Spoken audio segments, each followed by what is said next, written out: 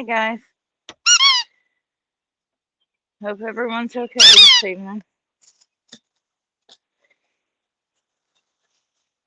I'll give everybody a couple minutes to get in here. Y'all better come too because I canceled the date to be here.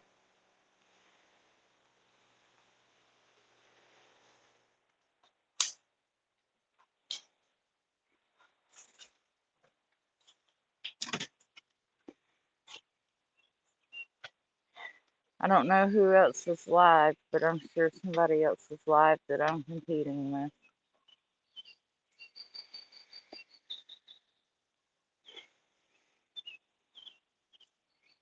It is nice outside. Turn y'all on some cameras.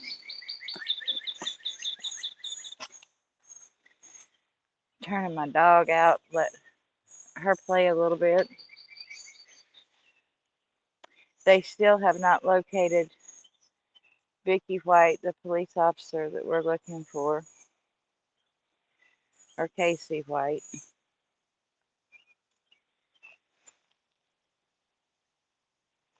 There's still a blue alert out for her.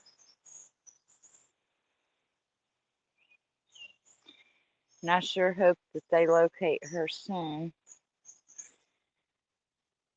Back in October of 2020, he asked to stay in the Lauderdale County Jail facility instead of going back to state prison for some reason. And on his court date then, they had taken 2 homemade shanks away from him. And he had planned to take somebody hostage and escape on his way to court on that day.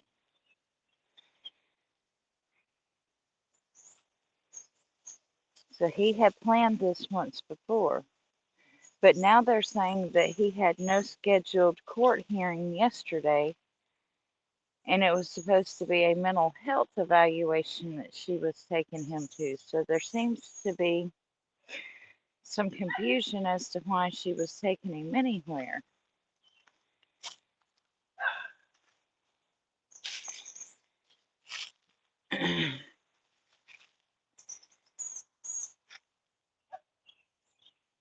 And the proper procedures when they're transporting prisoners is you're supposed to have 2 officers and not 1. So they don't understand why it was just her taking him by herself anywhere.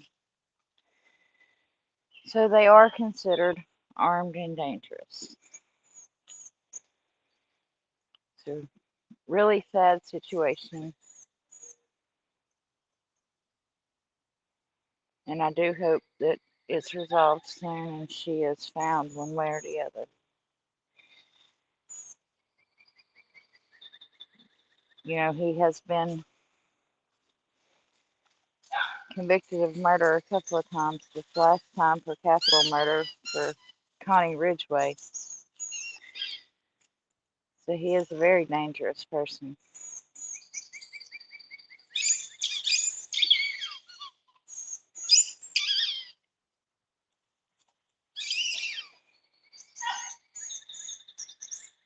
What are you doing? Bring me the ball and I'll throw it. Bring me the ball.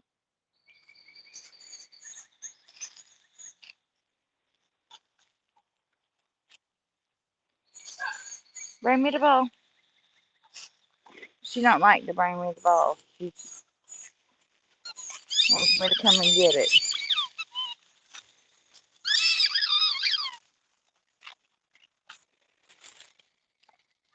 Yeah.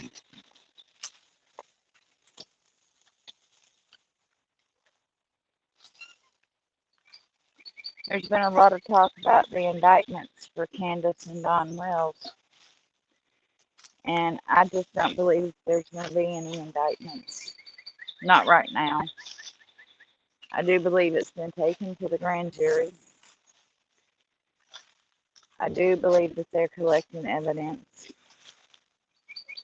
But as far as indictment arrest right now, I don't believe it. I don't think so.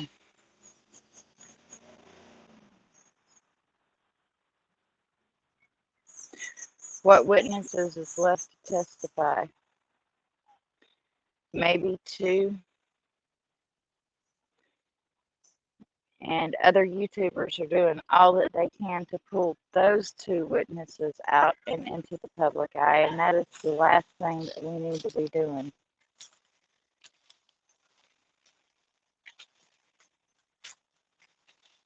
Witnesses that have been paid to tell their stories or that has collected money, they're no longer any good to testify to the grand jury. They're no longer credible to the grand jury.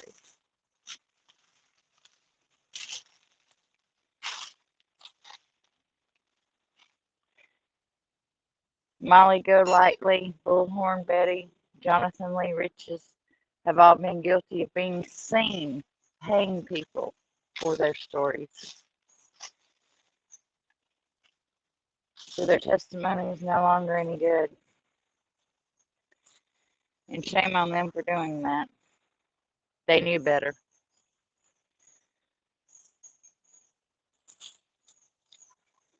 Jody Sue Brown, shame on her. She knew better.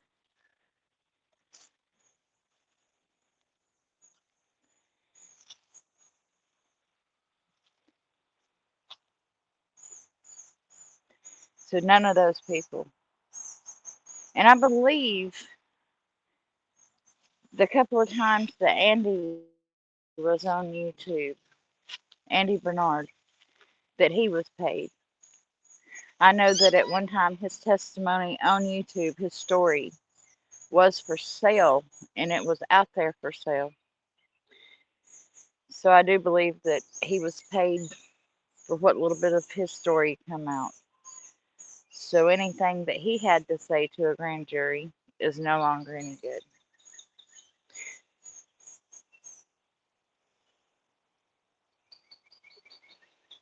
Because that's one of the questions that they'll ask you.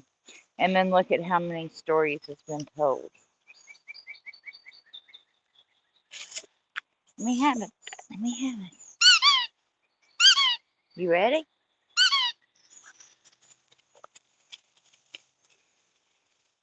Good girl.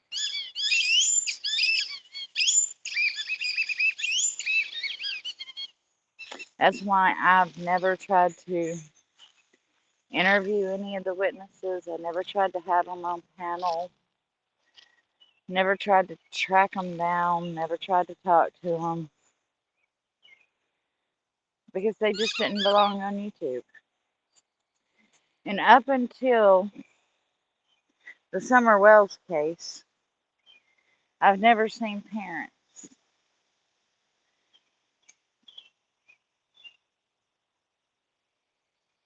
Well, I don't think we've ever seen parents like Don and Candace, period, anyway. I really don't. Chalk one up for just ridiculousness, right?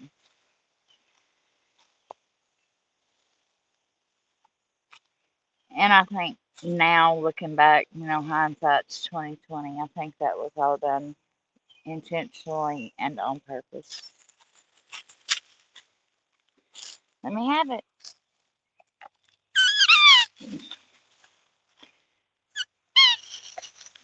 Go get it.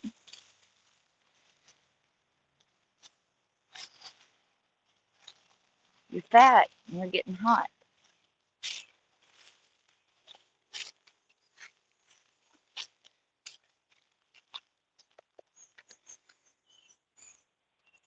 It's a pretty day out here today for sure, though. It's a nice day to be out walking, letting the animals play.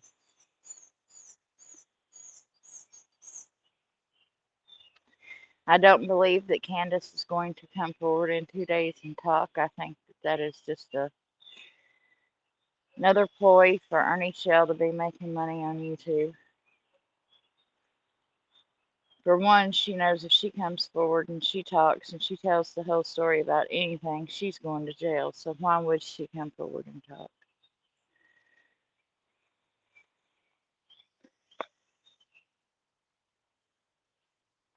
She's not going to come forward and say much about anything other than belligerent bullshit. To tell you the truth, it's been kind of peaceful with her off of YouTube for the last few days. One more time? One more time. We'll go this way.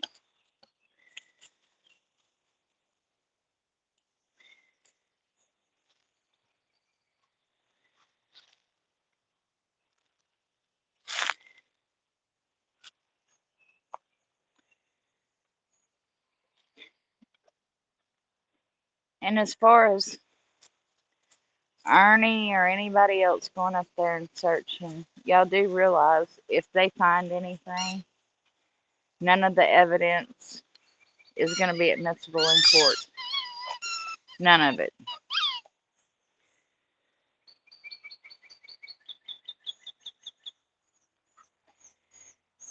A good defense team would have a field day with any YouTuber finding any evidence on that property.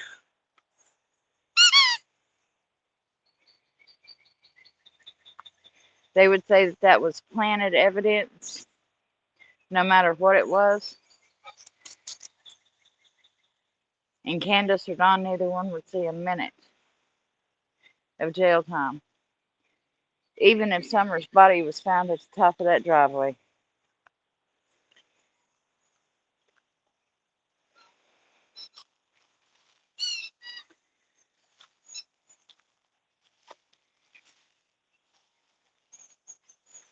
You ready to go inside? You get your ball. Up the steps. Up the steps. And that's the problem with it. I seen another YouTuber gathering money to go to Tennessee to search.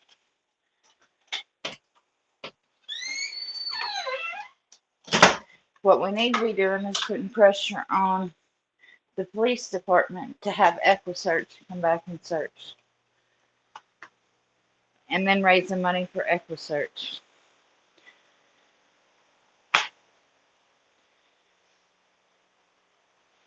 Because I don't care what YouTuber it is that finds evidence that's going to be inadmissible in court. Think about it. Whether it be Benny or Ernie or anybody else, it will be inadmissible.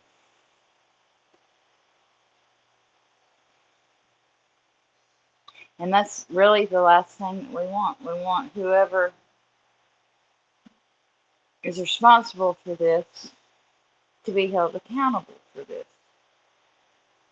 So we need a professional organization over any search that's done there now.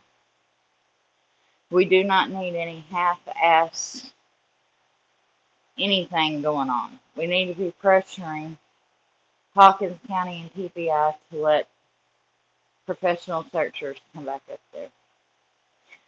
All of that property was not searched, and that's a problem. Hey Karen, how are you? And I have been saying that since the beginning. If all that property was not searched, it needed to be. If Jody Sue's property was not searched, it needed to be. By professionals.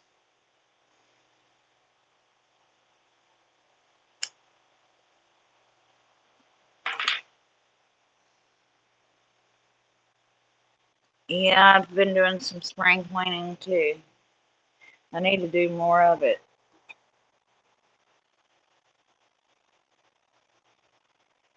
Hey April, how are you?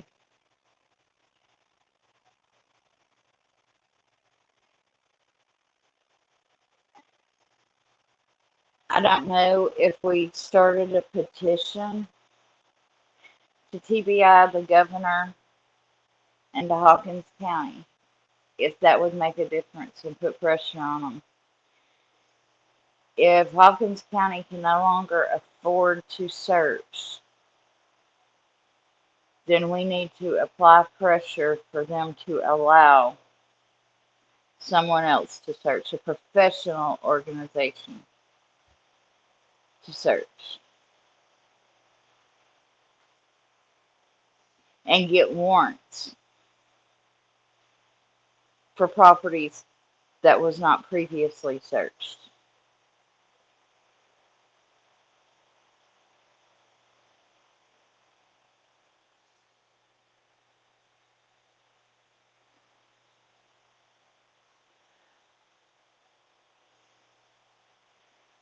And I have seen cases where arsonists burn down properties and they go back and they watch the fire burn after they set it on fire. And they're one of the people in the crowd when everybody gathers around to watch the fire. And they stand back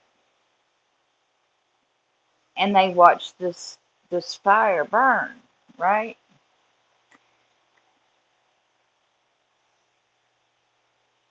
And they're one of the first people there to assist, it seems, the family in replacing their belongings, or the first ones to help if they lost a family member. And there seems to be cases with serial killers inserting themselves into cases and going as far as calling police departments to see where they're at within the investigation and stuff. And they just seem to always show up and they seem to always be there, right? And this is a pattern in profiles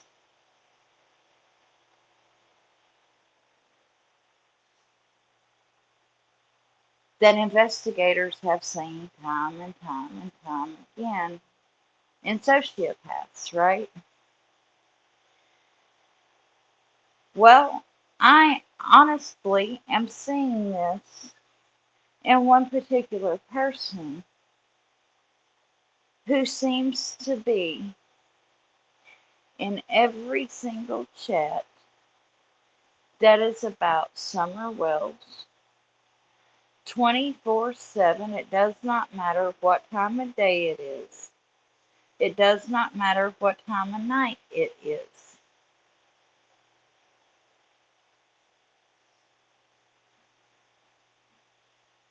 They know and they want to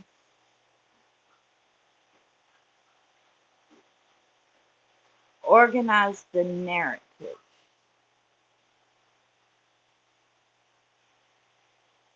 Whether it means releasing bits and pieces of information to change the narrative on even what kind of trucks went up the driveway, or changing the narrative as to which way the search dogs went that day, or changing the narrative by putting bits and pieces of information in Don Wells' ears, knowing that he was going to go to YouTube to release bits and pieces of information that day.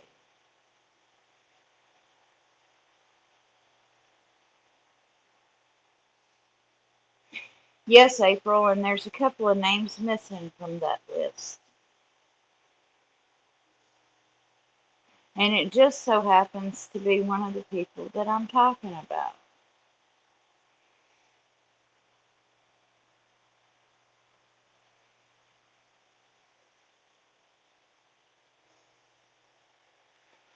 Why is it so important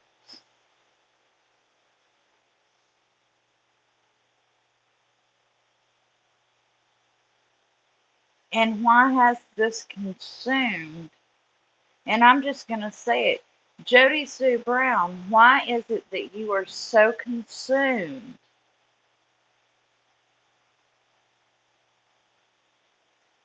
with Summer Wells to the point that you stay up 3, 4, 5 nights in a row, going from platform to platform to platform to see what is being said, to try and run your narrative? See, I caught you when you released that it was the suburban and not the trailblazer going up the driveway. See, I caught you changing that narrative.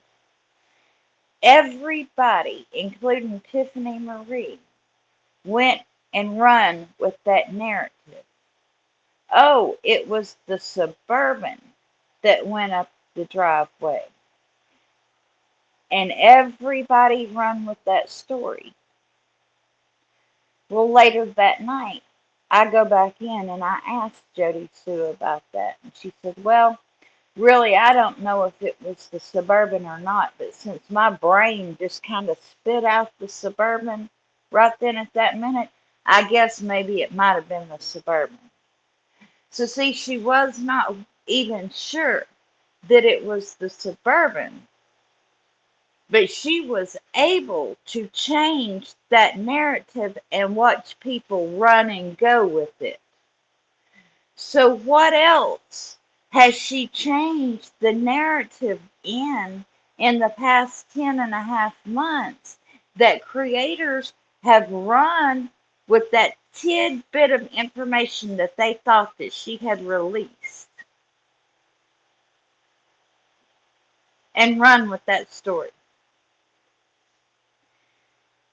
Every creator that has run with a bit of information that she has released in the past 10 months, that has sat there and listened to her until she finally dropped something, needs to go back and see what that something was and remove that from the story, or at least go back and see what it was that you created based on what Jody Sue said, because it was a change in the narrative.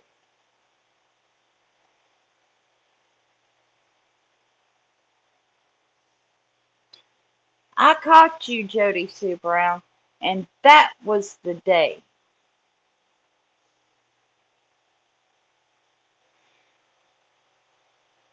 That was the day I lost faith in you.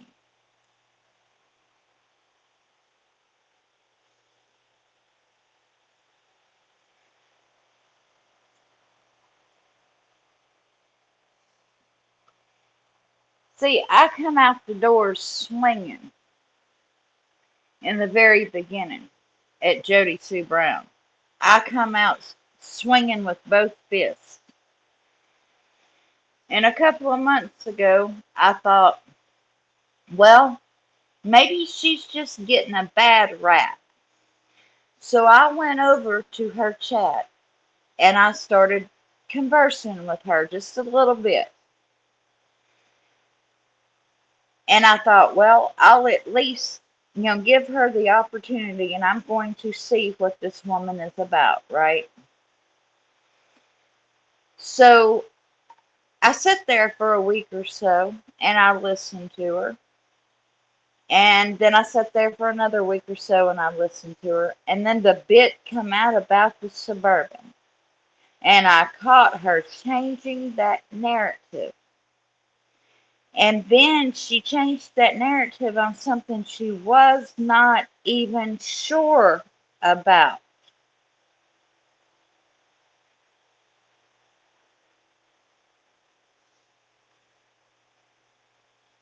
And you don't do that.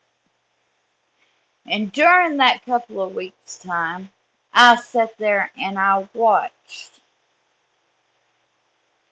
that child cry, wanting attention from her mom.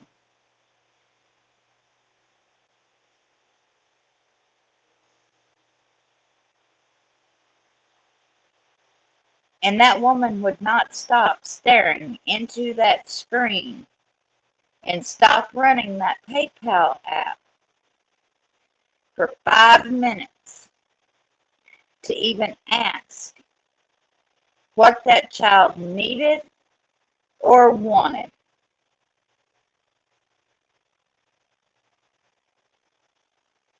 So then I lost respect for her.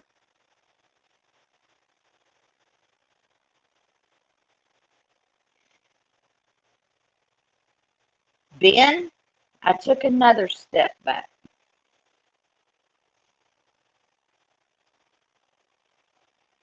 And I decided not only am I going to watch her, but I'm going to watch the people that she's interacting with. I'm going to watch the people who's feeding this PayPal app.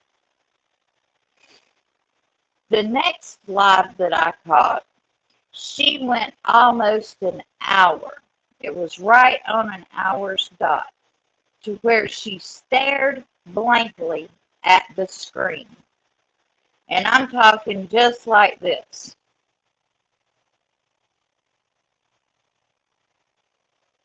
She never blinked. And I thought to myself, this is not the sad part. The sad part is the people on the other side of the screen sitting there staring back, waiting for her to say something for that hour. That was the hilarious part.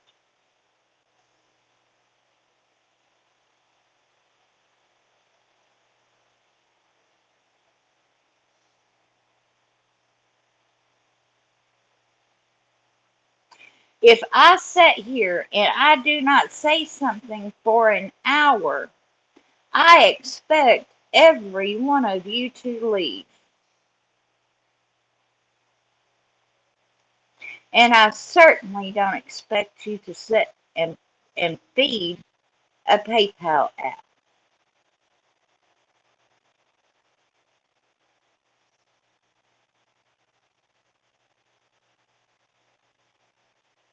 If any of you sit and wait for me to speak for an hour and then still feed a PayPal app, I will question your character at the end of the day.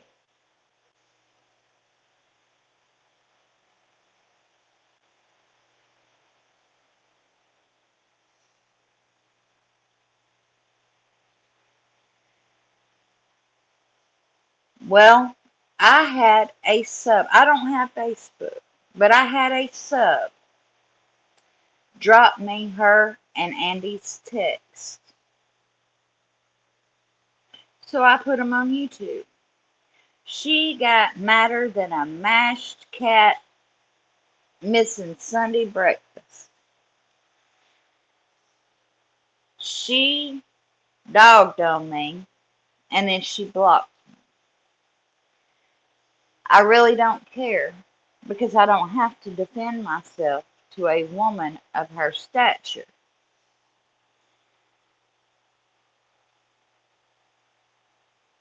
But it says a lot about somebody's character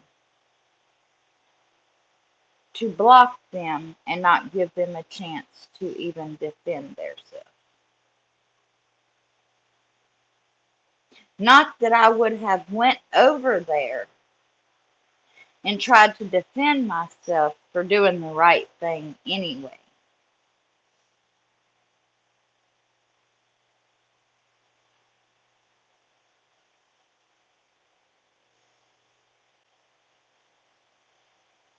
I believe 100% that I done the right thing by releasing those texts because those texts showed that she was asleep at the time she supposedly heard the scream. And then she told Andy that it was the woodcutters who woke her up. And the next thing I want to question is if the woodcutters was still running at that time, How did she hear a scream over the woodcutters? If you live in the mountains or in the area where they run timber a lot, then you know what I mean.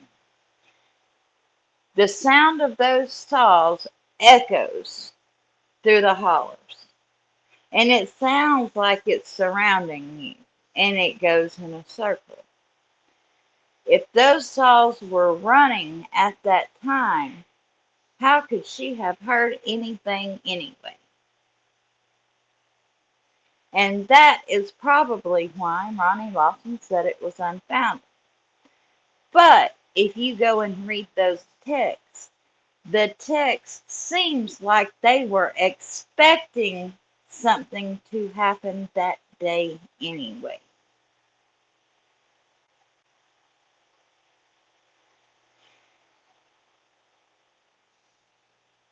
The text leads me to believe that they were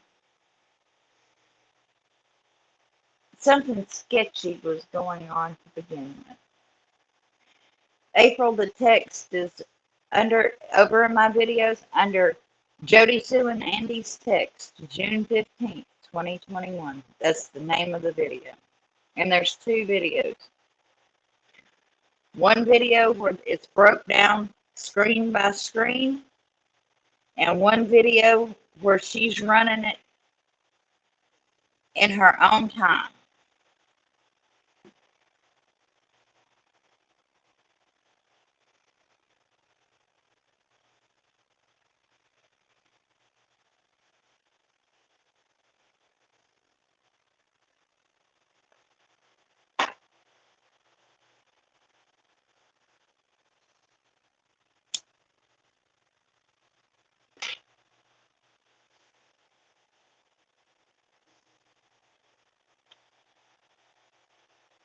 I have a picture of the prefabricated cabin that the nice subscribers have bought and paid for her. If you don't know how much a prefabricated cabin costs, I suggest you go look it up, especially if it comes with all the electrical wires and everything. It's a nice chunk of change, and it's not just $3,000, $4,000, or $5,000.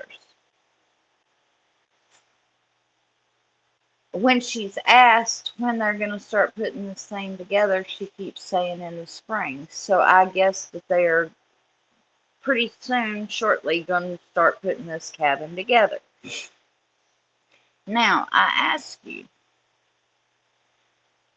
what neighbor of any other missing child has benefited that much or any at all from a missing child? Subscribers have bought this woman a prefabricated log cabin.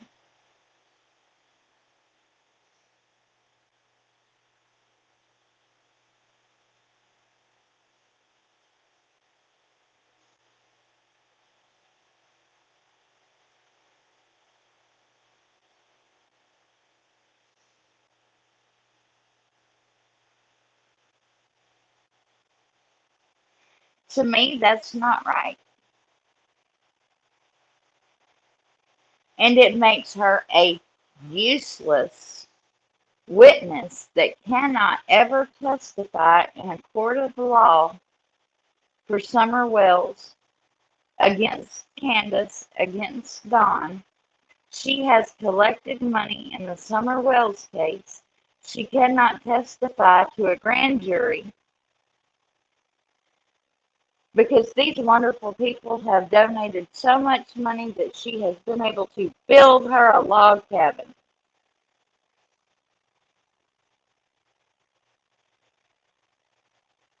Bought and paid for. Not financed, bought and paid for.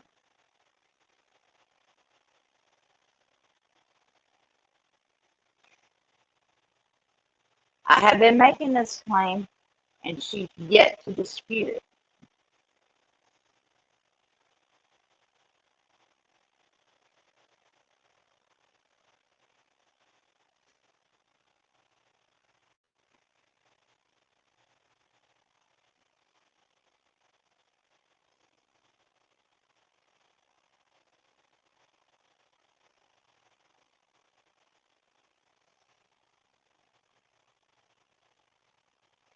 No, this is a new log cabin that was ordered from a prefab company early winter.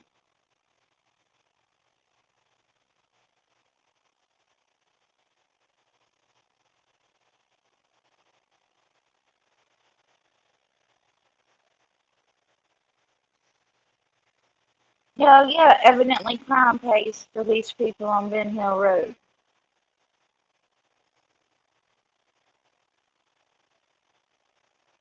And she says that we pulled her and her kids out into this and that we doxed them. No, no, no, no. I had never heard of Jody Sue Brown until she brought herself out into this.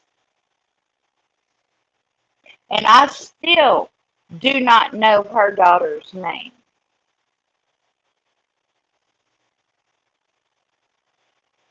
Do not want to know her daughter's name. So all this, y'all have doxed my children. That's the biggest crock of bullshit I've ever heard. She has doxed herself by going on all these panels.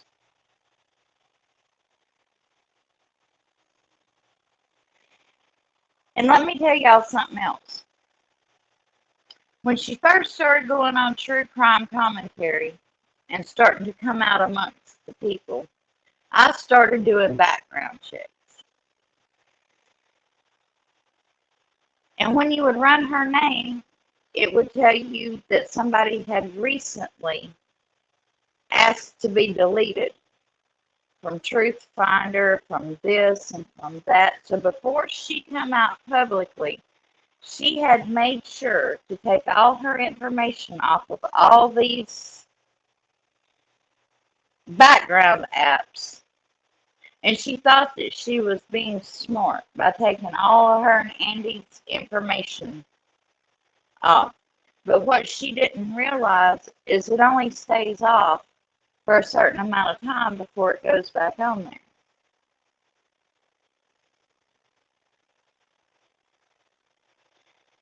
Somebody brought up the 37 people that got caught up in that drug bust. Here's something else that you can check. When her and Andy got busted for having that trap house and the heroin, the LSD, and all this other stuff that shows up on their records, it never showed up on WJHL or WVTM or whatever it is there in Kingsport like everybody else's does. It never showed in the Rogersville Review like everybody else's does. For some reason, her and Andy's crimes were swept under the rug from the community immediately. So that tells me that she talked on somebody at some level to have those charges reduced.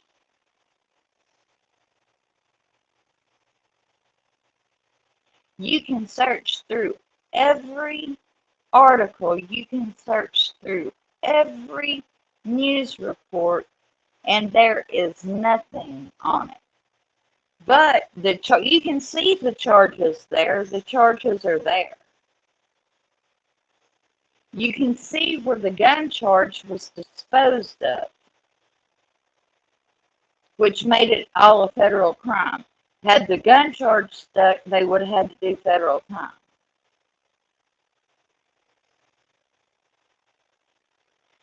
So why wasn't hers publicized like everybody else's in Kingsport and Rogersville and Greenville and everywhere else? There's a reason for it.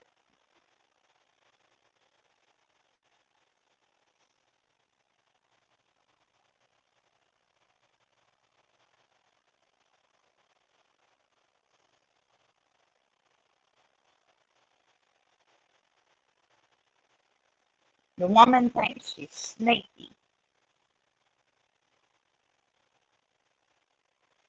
And by the way, Jody Sue, we see you driving that red truck.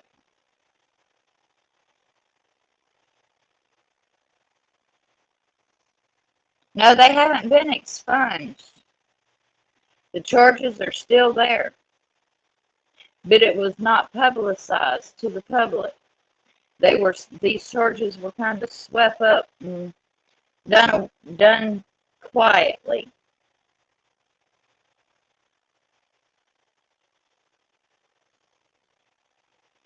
I showed the charges that her and Andy both received with the text messages.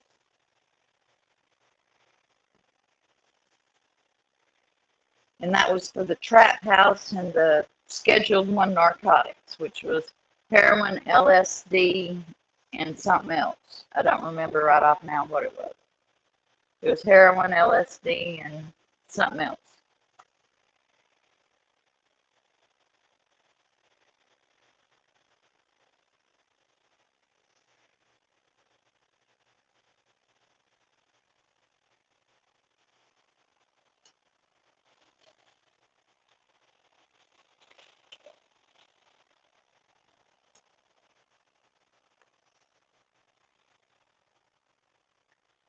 So they were running a trap house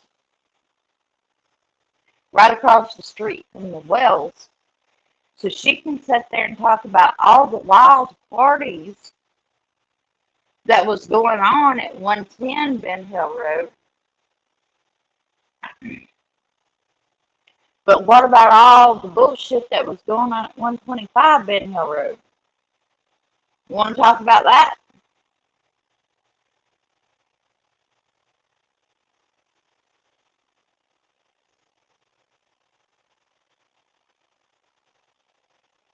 Andy and his dad are Masons, but I'm not going to get into all the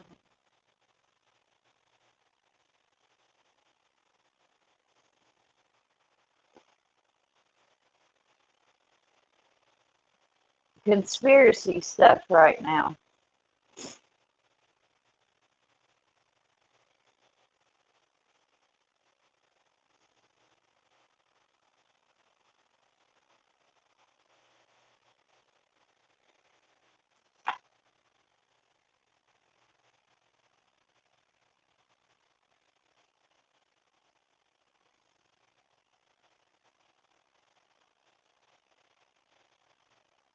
Why, after 20 something years of being married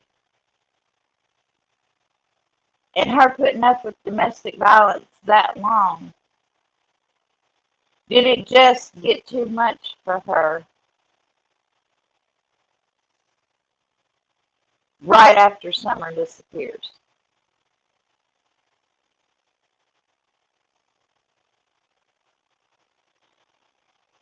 Why was that property abandoned by both of them right after Summer disappears?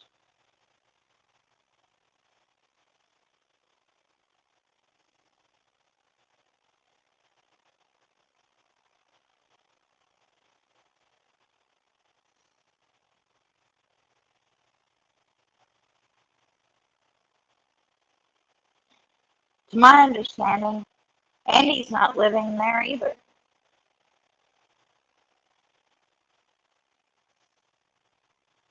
It's just up and been abandoned. Nobody else finds that strange.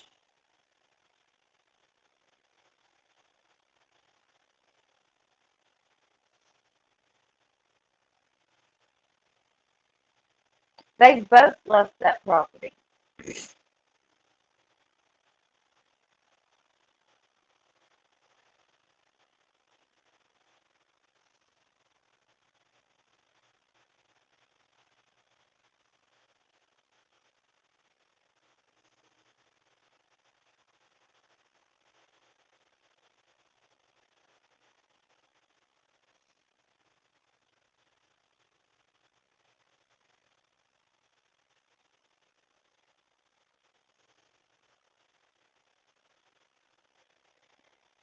This is starting to be some bullshit.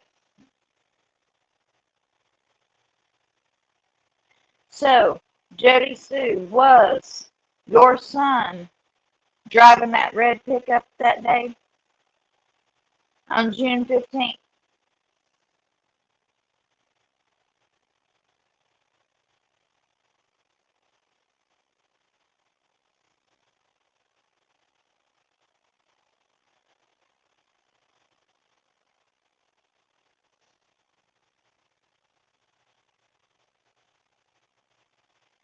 Or perhaps, all these videos that she was making running up and down the road, cussing and hollering and screaming about this property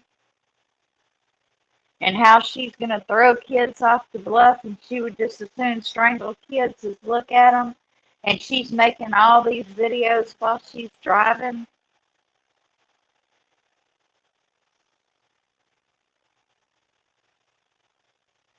You think perhaps that there could have been an accident on the road that day or the day before? Because she wasn't supposed to be driving anyway on that medication that she takes. Tennessee state law says that you're not supposed to be making videos while you're driving anyway.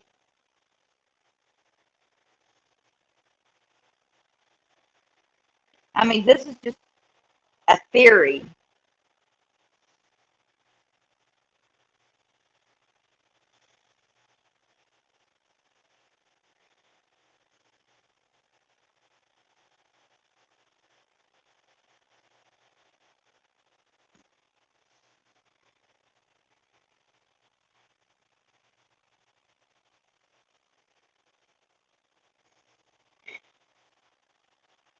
Selena, I don't believe anything that's coming out of Ernie's mouth. Ernie is just here to make money on YouTube, and that's it. If Ernie finds Summer or finds any evidence on that property, every bit of it is going to be inadmissible in court. If anybody other than approved searchers or approved law enforcement goes on that property and finds any evidence, it will be inadmissible in court, and the responsible people will never serve a day's time in jail.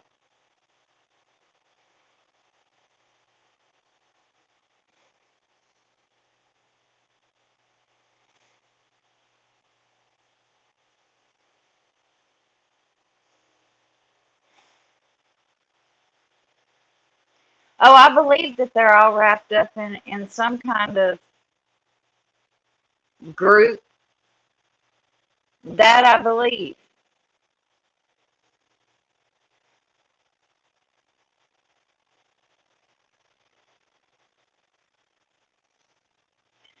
But as much as it's been stressed that those kids play on the road, it just makes me wonder.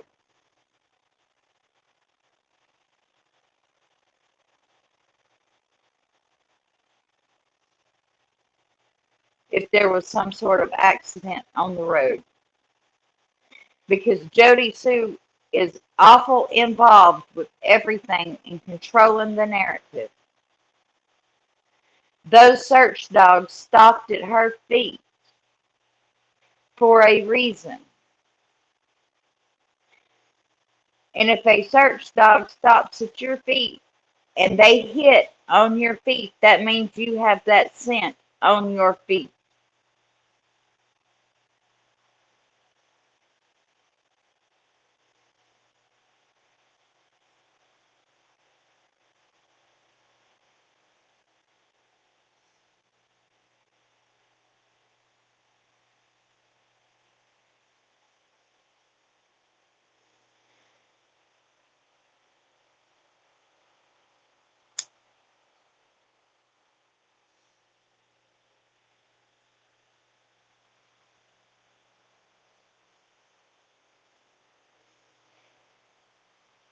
And then, my very last theory in this thing, and I'm going to approach this from a EMT, a paramedic's point of view, the kid seemed sick to me when she was in Gatlinburg.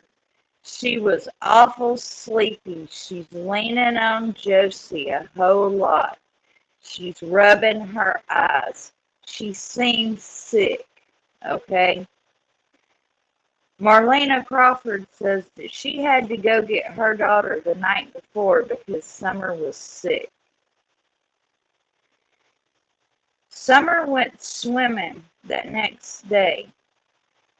And it has been said that when she got out the water, she was cold and she had chills. I'm going to take a leap of faith and say that the kid might have contracted COVID somewhere and had been sick for 7, 8, 9 days.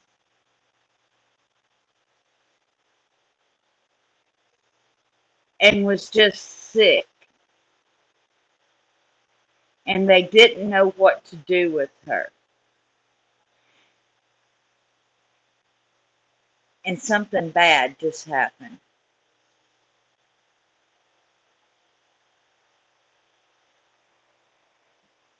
And they hid her. They hid her body.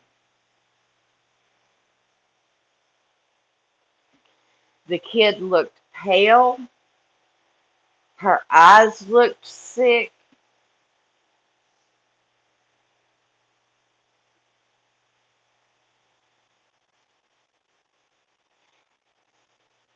And COVID was running rampant through Tennessee at that time.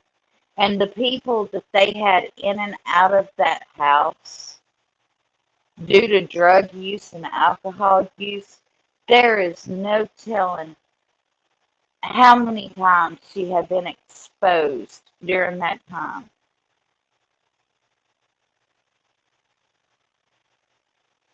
And what if she just had COVID and got sick and passed away after they put her in that cold water?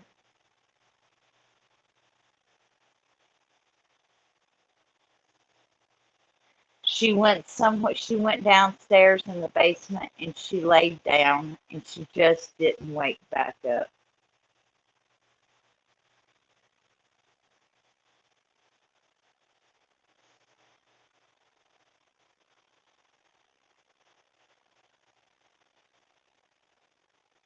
All that could be possible.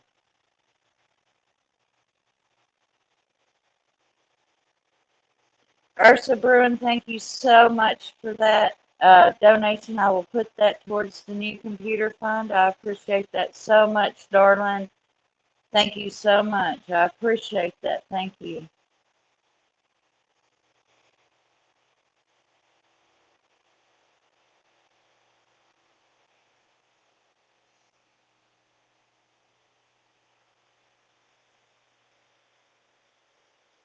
Well,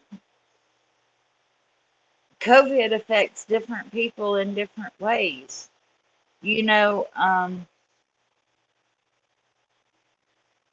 maybe it just hit her that hard because her system was already weak. She was underweight. She was malnutrition. Y'all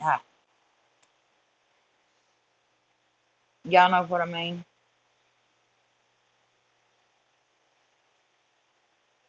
The others, it could have just hit them like flu. I know around here, it was hard to determine whether it was COVID or flu. Some people, it was just like a bad cold. And then one of my friends, her husband died from COVID just suddenly in the night. And he done that. He went into his apartment and he laid down and he went to sleep. And he called and he said, "Help me." And by the time she got down the hallway, he was gone. I mean, just that quick.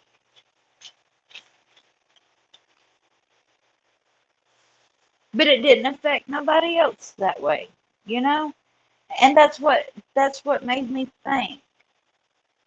when I seen the pictures of her in Gatlinburg. What if she was ill? And we know that they let her drink alcohol. And well, we don't know. Allegedly, they let her drink alcohol.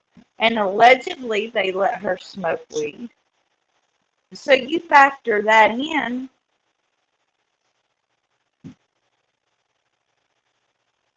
And it's possible. That's all I'm saying. It is just as good a theory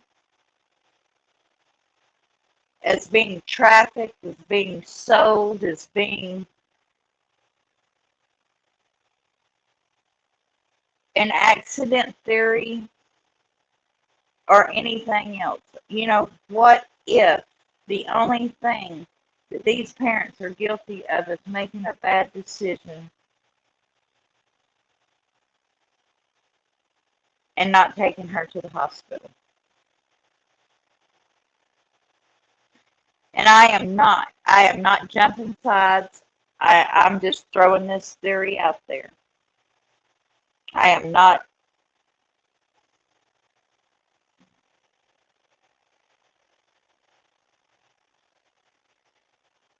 Because we all know why they would not have taken her to the hospital. We all know that.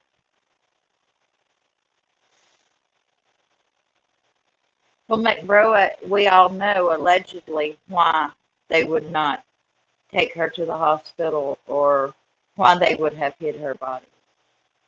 Allegedly, there was things going on in that house that they did not want known. The same reason they would have hid her from CPS.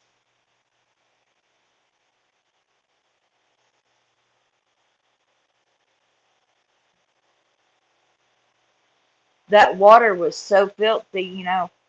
Um, it is a horse pond. It does have bacteria in it. Even though they say it is a nice little area, it is ultimately a horse pond.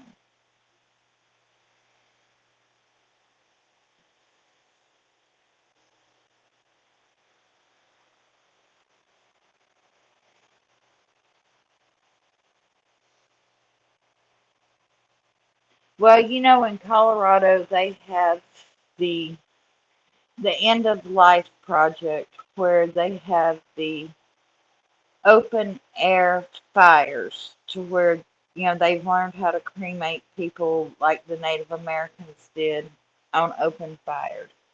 And it's no big secret how to do that. It's just finding a spot big enough to build a fire that big and that hot. It can't be done just over a normal little bonfire. But it's been done for centuries. I don't go for the organ harvesting theory because the rejection drugs. And there would be a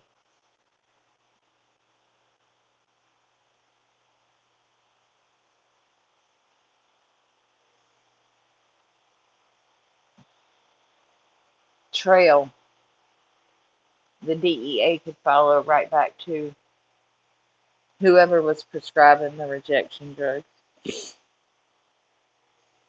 And I'm sure that they have looked at every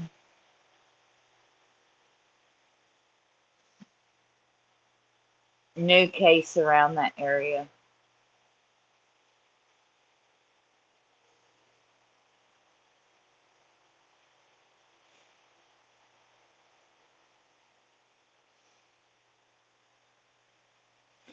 And I'm not saying that that is what happened to her. I'm just saying that it's just as good a theory.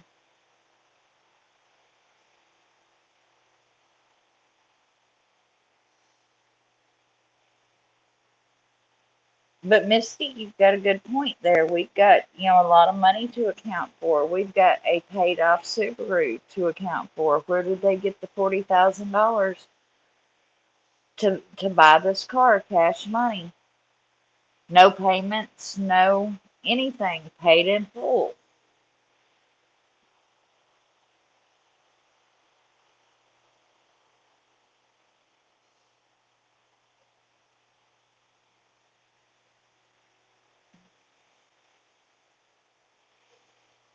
So, I do, when I say that theory, then I've got to go back and take into account what Misty just said about the money. And we know that, right, Bluebell, I had a sister in law that had arthritis really bad, and she was bedridden from rheumatoid arthritis.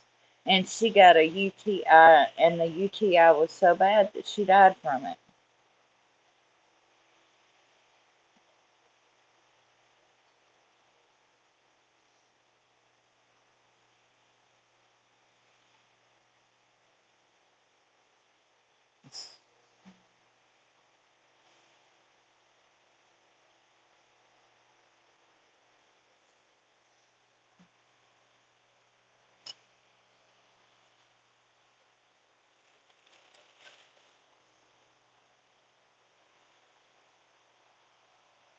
But, the money could have come from the house transaction or a drugs transaction and had nothing to do with Summer. And she just was sick. I mean, you could look at her and tell something was wrong with her in the week leading up to before she come up missing.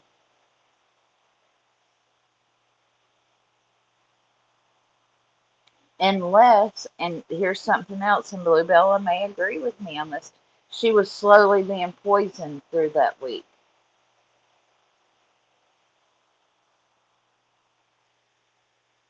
But something was wrong with her. I mean, you can look at pictures from the week that she was in Gatlinburg and see something was definitely wrong. She was not a vibrant kid that was in Gatlinburg around rides and around merry-go-rounds and around log rides that was having fun.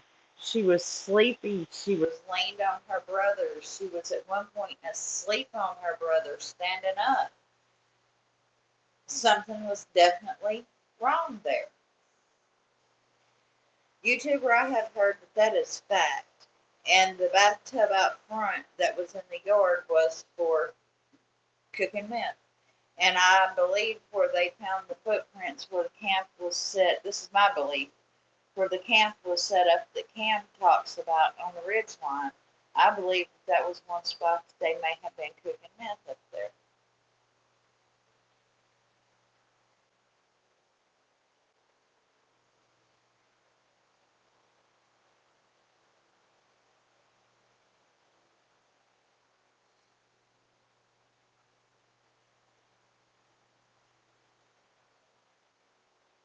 But I know, when my kids were little, Lake Winnepesaukah in Chattanooga was a big thing. And we would take them to Lake Winnepesaukah, and my kids would just run and run and run and laugh until they just absolutely collapsed.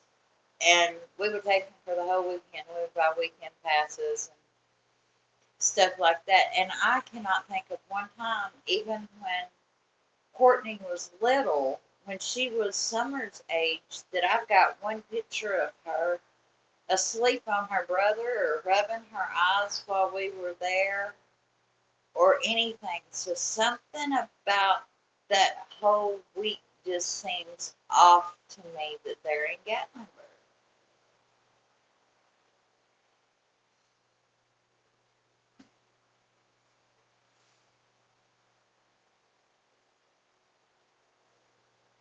I can't think of one time that she was ever, asleep standing up on her brother or, just comparing Summer to my own daughter in that situation. I just, something was off.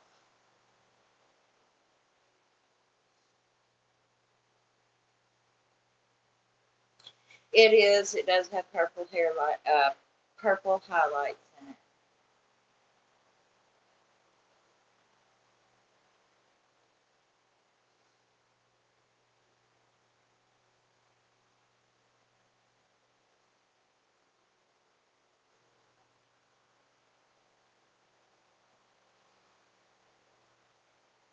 Thank you. It's about all grown out now. It's been several weeks since I colored it. I haven't made up my mind if I'm going to redo it purple or if I'm going to go with a different color this next time.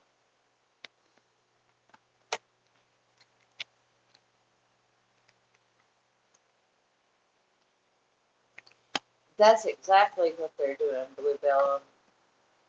The descendants of the moonshiners, most of them are backwoods dope whippers.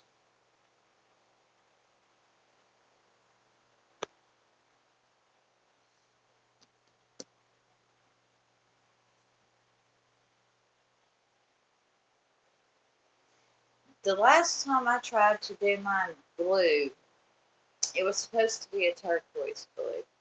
And it turned out more like a Mountain View green. And I had to wear that crap for like 6 weeks, and it was awful. It was the most terrible, terrible, terrible color I ever put in my hair. So the turquoise blue really didn't work out for me. But that was back when hair color Splat was about the only extreme brand that you could buy, and I hate Splat.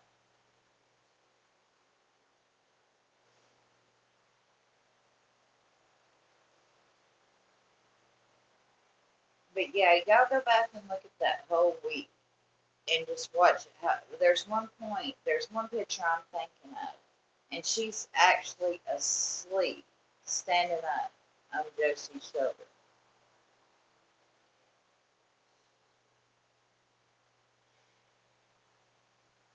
It does, it breaks it and just makes it look like hay at the end of the day, is what Splat does.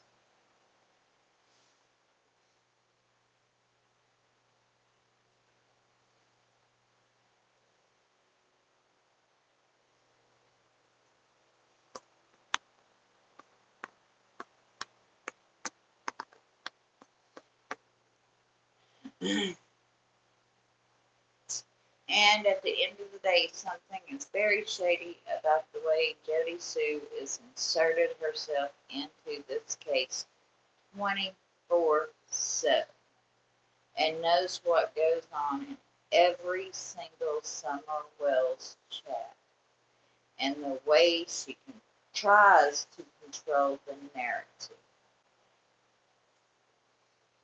Just like an arsonist stands and watches a house burn. Mark my words. A little over an hour, Leanne.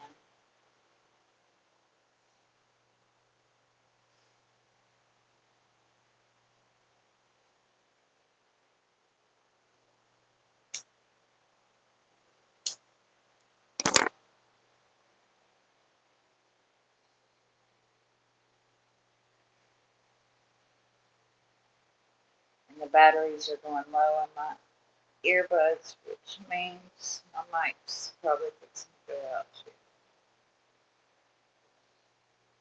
Yay me.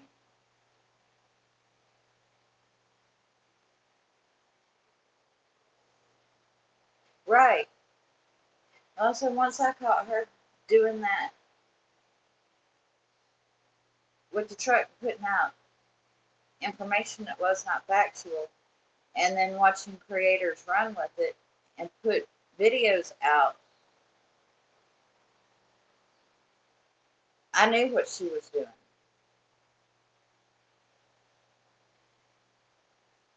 And then she sits back and laughs. And yet, creators still sitting there and hang on every word that she spits out, hoping that she's going to release something else that she remembers. Like she's going to take enough opiates or something to unlock the key or the lock in her mind or something. And it's not going to happen.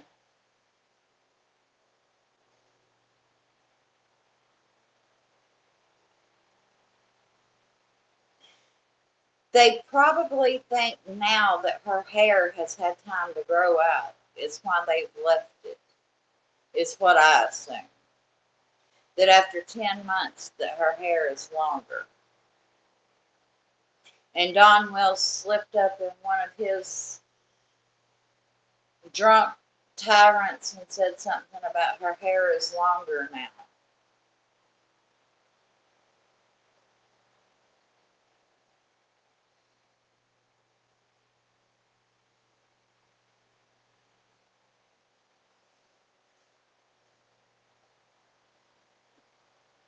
Well, it's not the right kind of bears in that area. There's not black bears in that area. The bears that have been spotted in that particular area are not the kind to attack.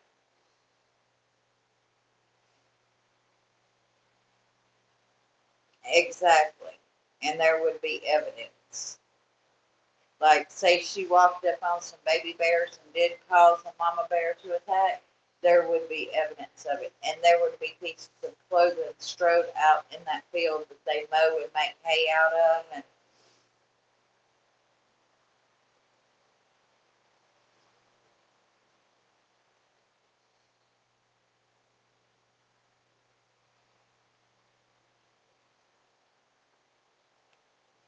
well, I heard a rumor that Jody Sue's son had been driving his grandma's truck that day, that red truck. And that's why I asked out loud a while ago to Jody Sue directly if that was true. If her son did borrow his grandmother's truck that day, and if he was driving that red truck that day.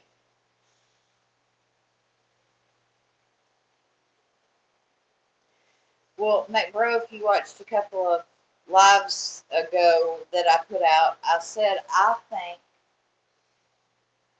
to explain the footprints, the same thing with the dogs. I think that they rubbed her scent on the dogs and then run the dogs through the woods. And I think that her footprints had been there prior. Had they had that meth lab set up on the ridge, then the kids would have been running back and forth up there for months, maybe even years. And the footprints could have been there for weeks, months. You know, we don't know that that was a fresh footprint for one.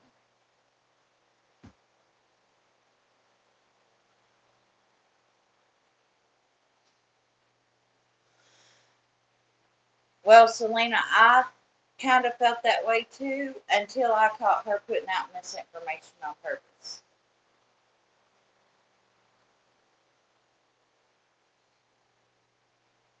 And then you have to ask yourself, why put out misinformation on purpose? And then sit back and look at how an arsonist watches a fire and watches a house burn down. What do they get out of that? Why do they insert themselves? Why do serial killers insert themselves into cases? And then look at how she has inserted herself into every single situation out there.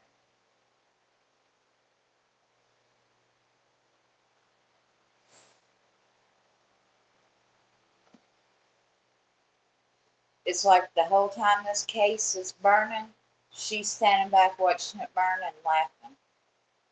Why?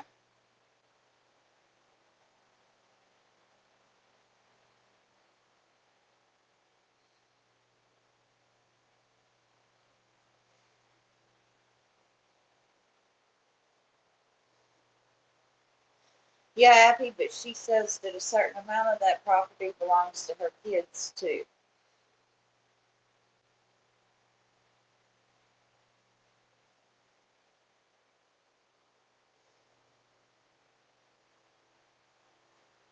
And maybe if she didn't mistreat that everybody, they wouldn't care if she lived there or not with their grandkids, you think?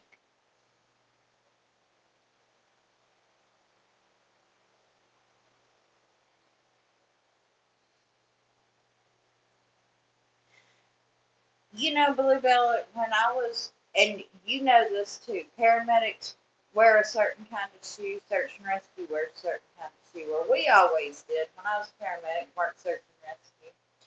And those shoes should be identifiable.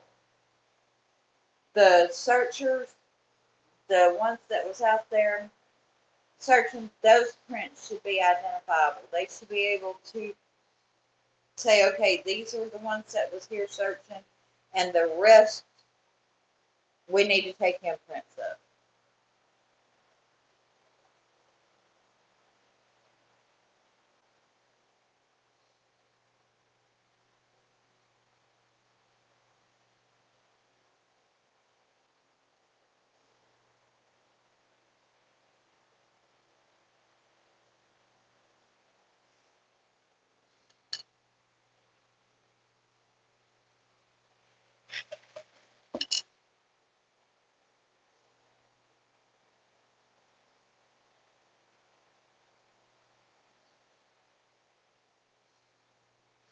Right. The police officer's shoes, the paramedic shoes, EMTs, search and rescue, all up, we wear a certain type of shoe. They might not all be identical, but they're a certain type of shoe. Mm. Hang on just a minute. Can y'all still hear me?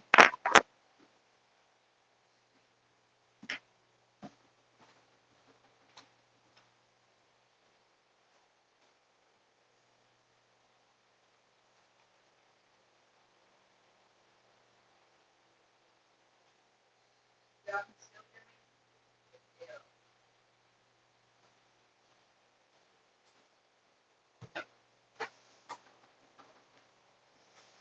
That's good to know that it automatically kicks over when my buds go dead then.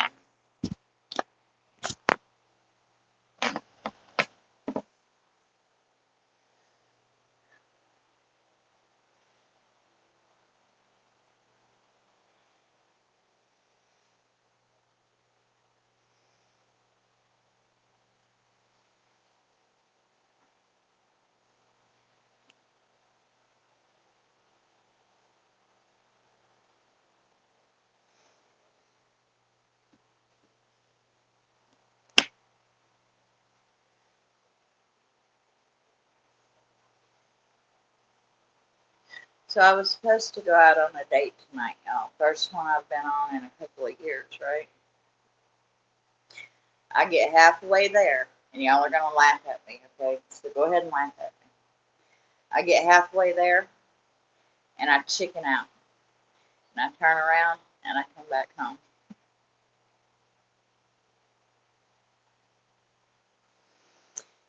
And I ended up talking to you guys for the last hour and a half. Y'all are my people.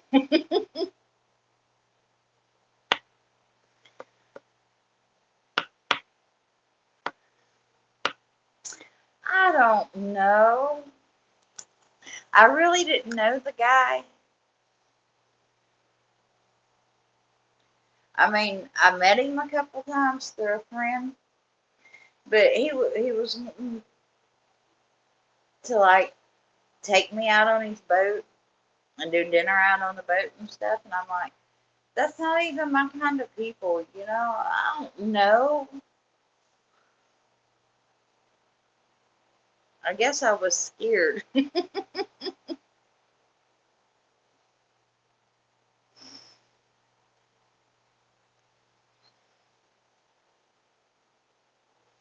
He wants to reschedule.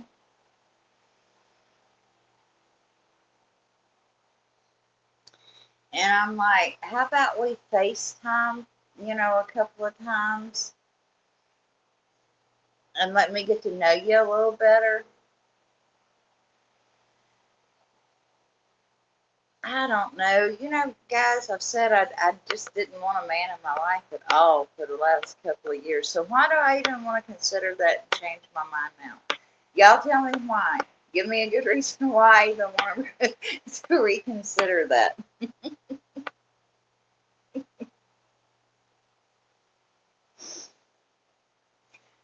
did. I totally, I totally chickened out. I pulled a big baby, pulled a big turd.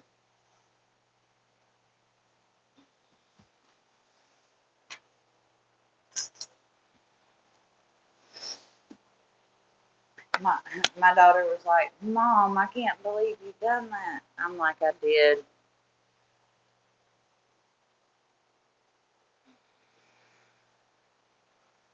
Terrible. And I was like, "No, I'm gonna go home. I'm gonna throw up alive, and I'm gonna talk to my peoples."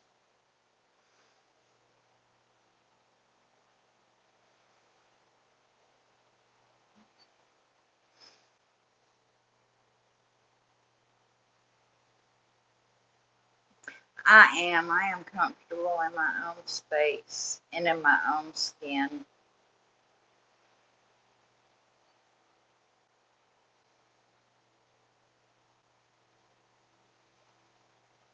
No, I did call him and I told him I had like an anxiety attack. I had to go home.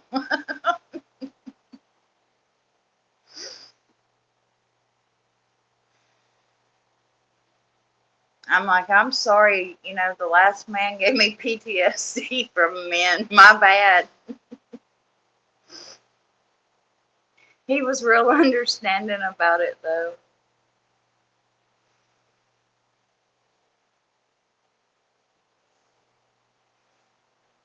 And he was like, well, we can just do FaceTime for, you know.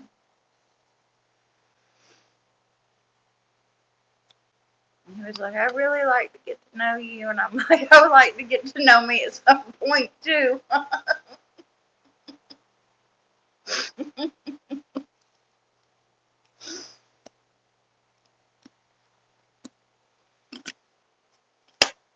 Crazy, huh? We were going to go out on his boat, have dinner somewhere, you know, one of the docks.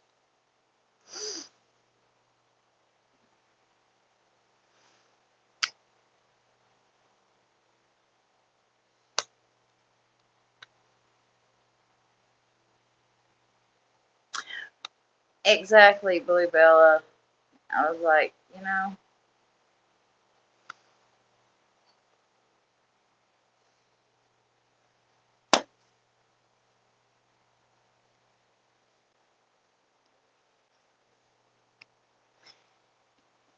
I mean, like, I'll go shoot pool and stuff. I mean, I can't say as I'm never around guys or anything, but like to be trapped off land with one, I at least want to be to where I can turn around and walk away and leave if I get ready.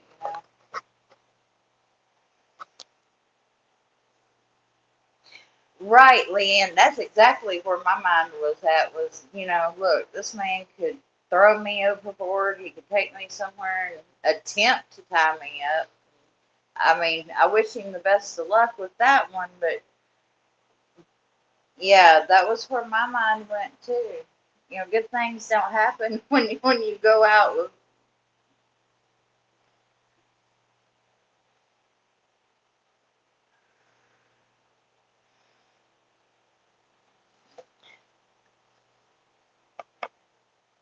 But my best friend, her husband knows him really well. He's supposed to be a really nice guy.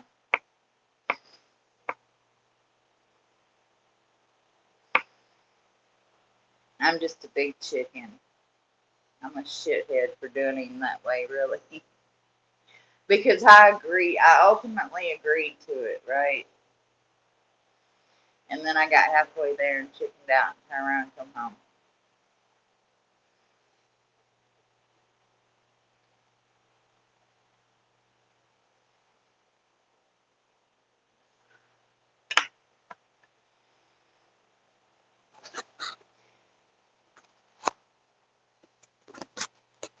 My daughter was like, why, Mom? I'm like, because I don't need a man in my life. Right, McBro. They said that about Ted Bundy. Real nice guy there.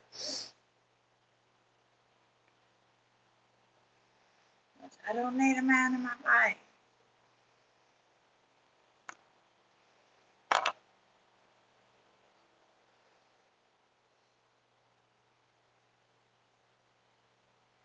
And she's probably thinking, yeah, you do, or you wouldn't be texting me so much.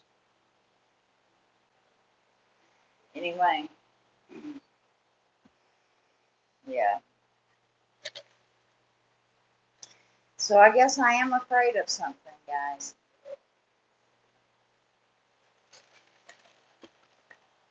I've learned I'm afraid of new age dating.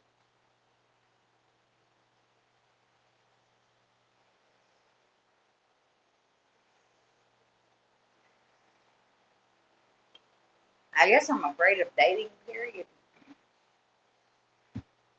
I'm scared of it. Thank you, Wild Thoughts. I appreciate that. I don't like being told what to do either, Lynn. I done got old and set in my ways. I'll definitely put that towards the new computer fund, Wild Thoughts. Thank you. Definitely afraid of attachment. Afraid of the broken heart syndrome. Afraid of the all that comes along with that for sure. I don't even know if I'm capable of becoming attached again. I think there's been so much damage done. Honestly, I don't know that I can become attached to somebody.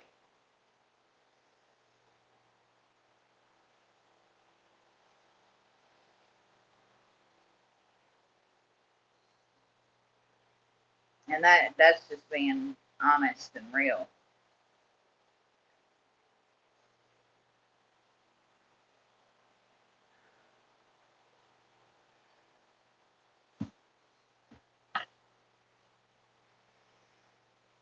Afraid of prison time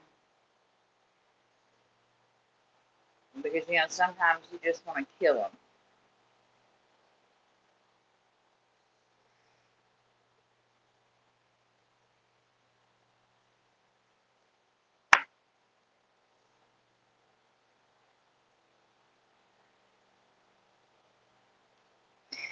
Yeah, but gosh, wouldn't you think? Oh, a little over 2 years being completely by yourself would be enough time to get your crap together. But, like I told my daughter when she asked me that earlier, I said, but during that time I did lose a child in that time too. So in that 2 years time I did go through that.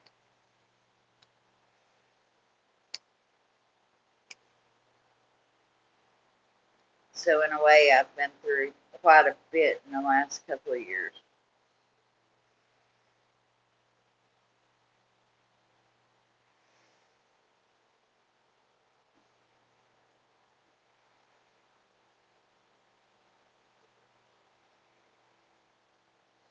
I went through that, Bluebella, but then after, a while,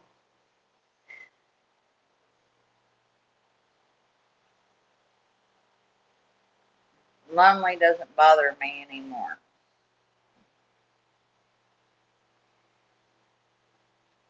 I'm sorry you went through that too, Logan's mom.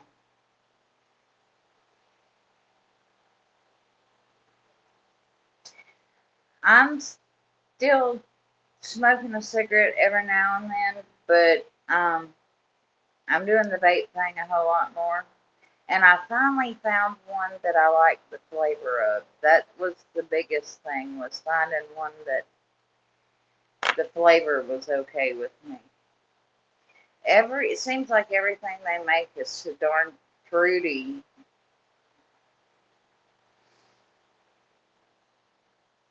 It's hard, losing a child, much less right after you start going through a divorce. And it seemed everything happened at once, both of the other kids moved out. I was going through the empty nest syndrome.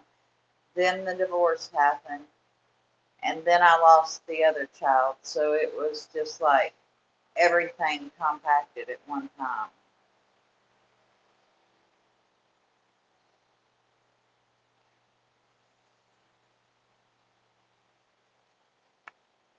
Thank you, YouTube.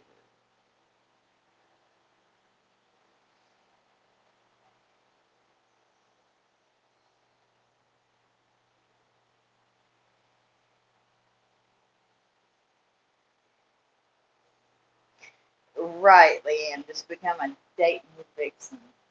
I'll have to get me a whole new wardrobe and everything because that was another thing I was looking at. Is dang, I have got down to where I own nothing except jeans and a t-shirt. So I really don't even have Dayton clothes anymore.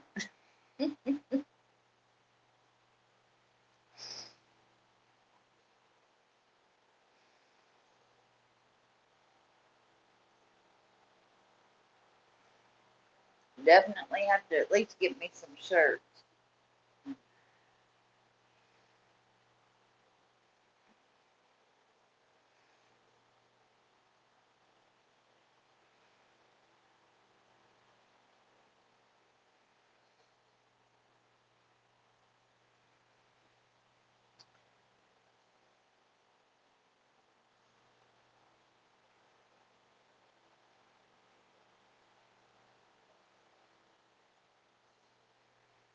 Right.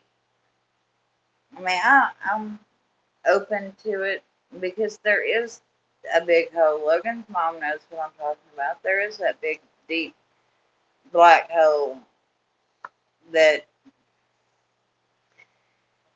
gets left when you lose a child. You wonder how you're going to fill that hole. And it's never going to be filled, but you got to find some kind of joy in life. You can't just live in darkness all the time.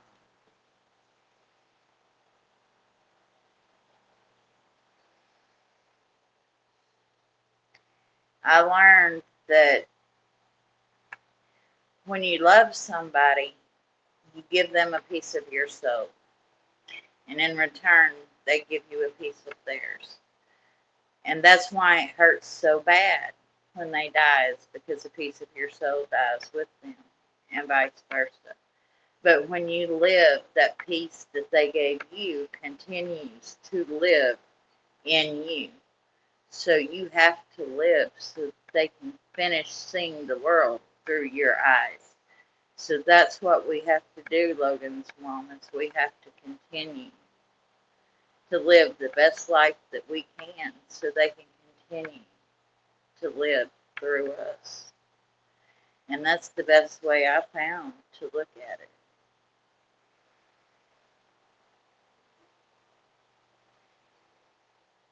Because I refuse to let that little piece that I have with him inside of me die. I can't do it.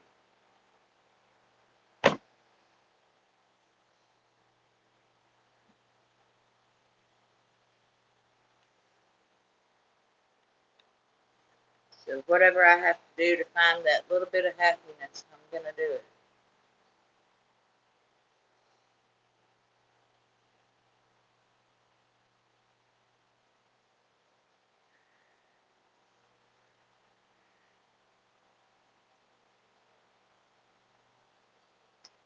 I don't think we're ever going to truly recover. We just learn to live it.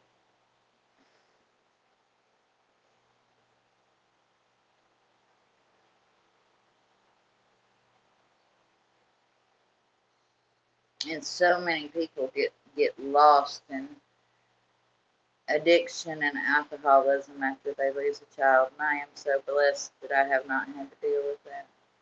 Hey, Mississippi Granny.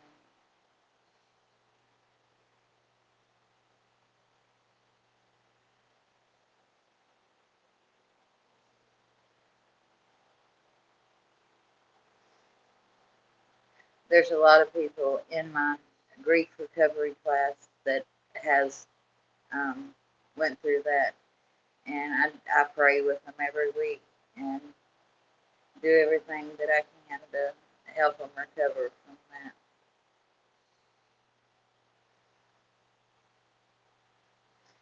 Oh, well, go enjoy him. Go enjoy him. I enjoyed my other children yesterday.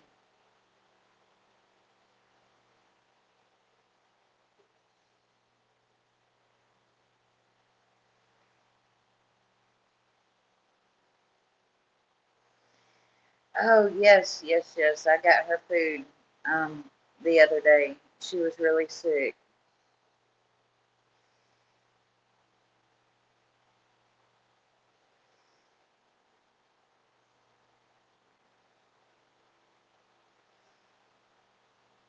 She's doing a lot better now. She had pneumonia and something else, but she couldn't get out and get to the grocery store or anything. I still try to help the people in my community.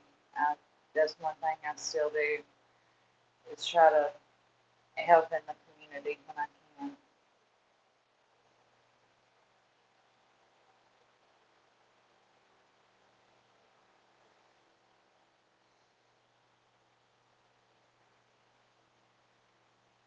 You get back so much when you give to your community.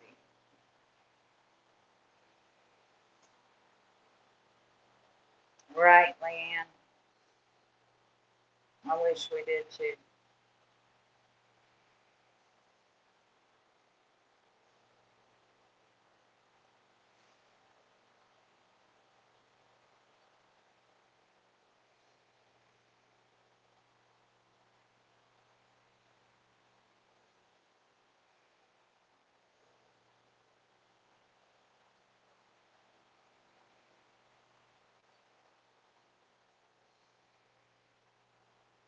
I used to do that too. They stopped the Meals on Wheels around here during COVID. And I don't understand that. And they stopped a lot of the recreational centers for the elderly people.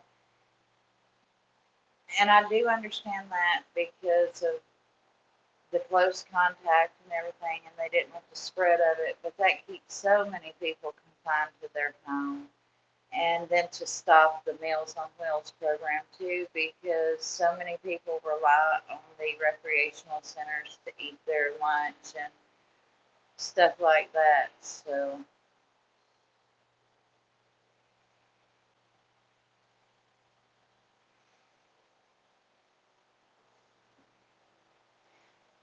bye, Rhonda. Thank you for being here. I really appreciate it.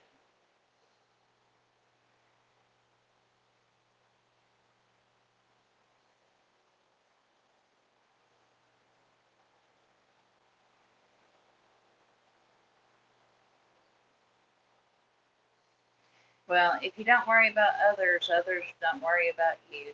That's for sure. And the karma bus rolls regularly.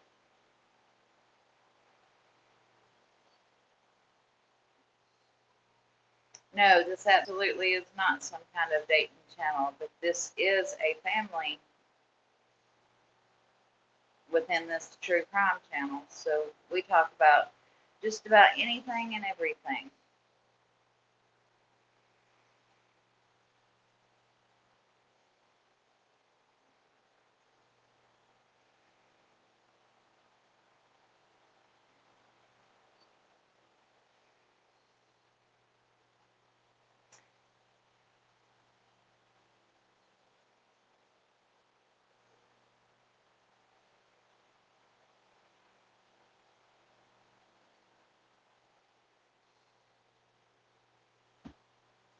Uh, just don't pay it any attention. If you don't feed the trolls, they don't graze under the bridge.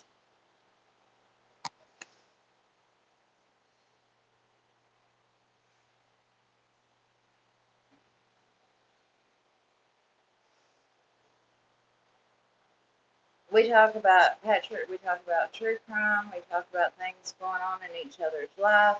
We are just like a great big family here. You're welcome to join us if you want to. Get to know everybody.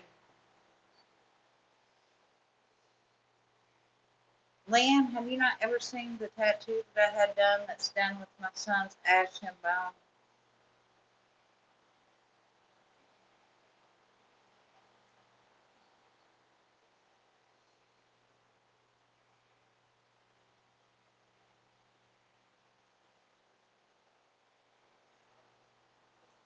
That's his ash and bone.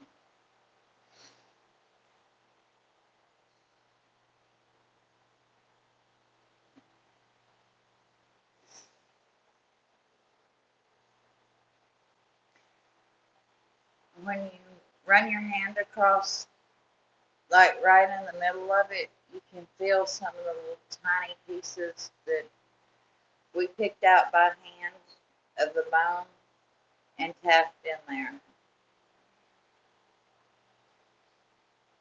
When it's completed, we're waiting on it to completely heal, but when it's completed, the wings will go from shoulder to shoulder, and inside the wings will have the longitude and the latitude of everywhere I let him go at. Oh yeah, I'm in a gang because I have my dead son's ashes tattooed on my chest. Right. I'm in a gang.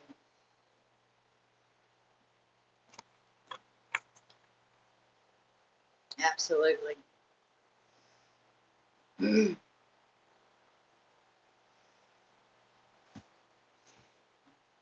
Because of the ash and the bone, I took between the first setting was like 10 hours, and then the next setting was like around 6 when we tapped the bone and the eye color in there.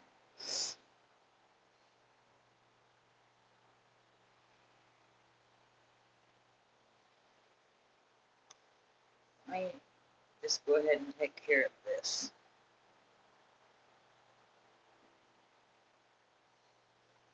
Bye, Patrick. That's how we take care of that. I gave him a chance, more than one, but I don't have to put up with that while I'm talking about my son.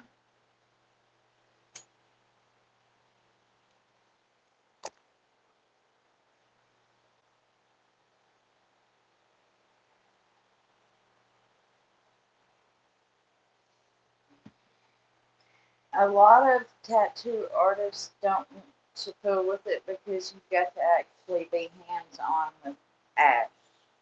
And the ones that will do like the powdered ash, some of them don't want to fool with the bone. And the ones that fool with bone need to be familiar with the tap-in method, where you do it with the sticks. The Sami method of tapping it in with the sticks, because that bone is hard.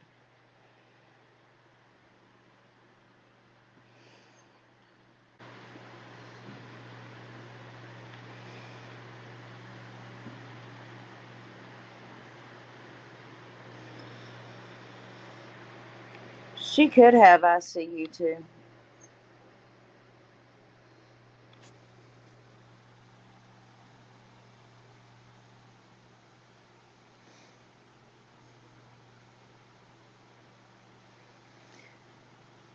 And then the locket that I wear around my neck, this lock and this little teardrop has got some of his remains in it. And I had each one of the girls, I had some locks made for them. And then my son that's in the military, I had him like a flag made with some in it. And then I had 3 teddy bears made that's got some ash in it. So some of his ash is actually in teddy bears too.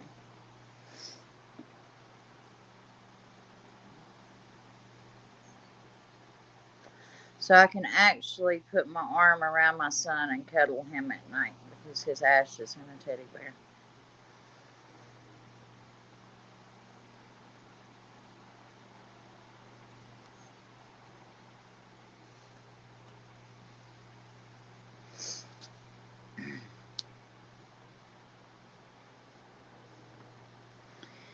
And that was the best ways I could figure out to keep him.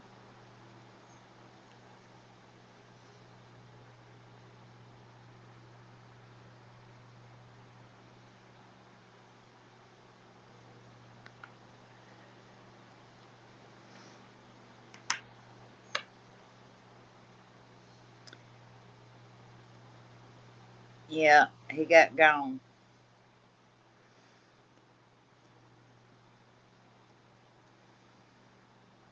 The rest of him, I took and let him go everywhere that he wanted to be let go. And there was one place that we took him and we had tied Ash to some balloons.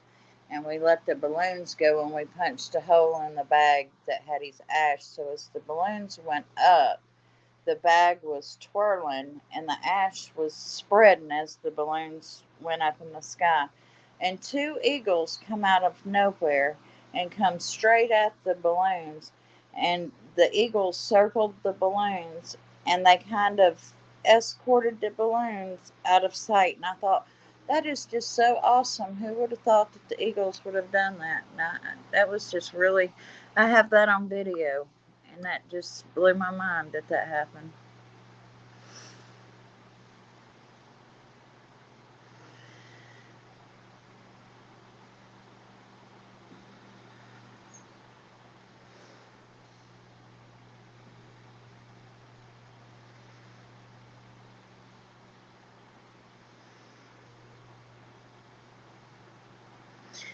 I see you too. It's not the first time that they've moved either. It seems like every time they get busted, if you look at the addresses, seems like every time they get busted or get into trouble, they move that trap house temporarily.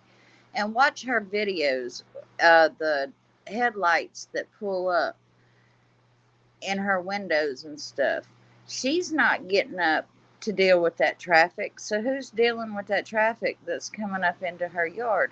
Is her son out there dealing, or is Andy staying there? Is Andy out there dealing? Somebody's out there dealing with all that traffic because there is a whole lot of headlights coming and going in the middle of the night as she's sitting there making videos.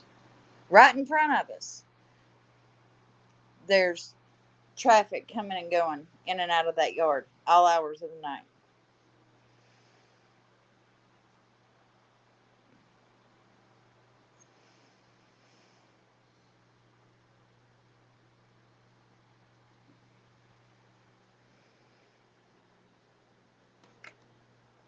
And if she's not getting up and she's not dealing with that traffic, who is? That's the question.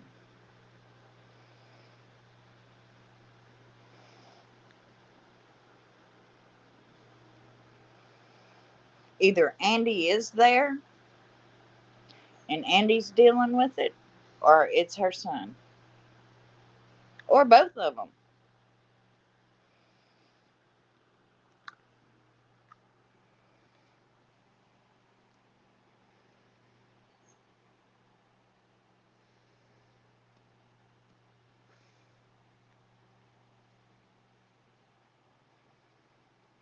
Well, I firmly believe that's why the 75 or $78,000 reward has not panned out on Summer, is because if you figure up how much a pound of meth is worth, and you times that, or even an ounce of meth, they can make more just sitting there dealing their meth than what they could make off of bringing Summer's body forward or producing Summer.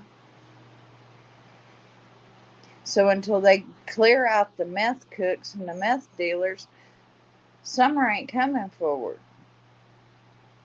They can make more money sitting there dealing meth.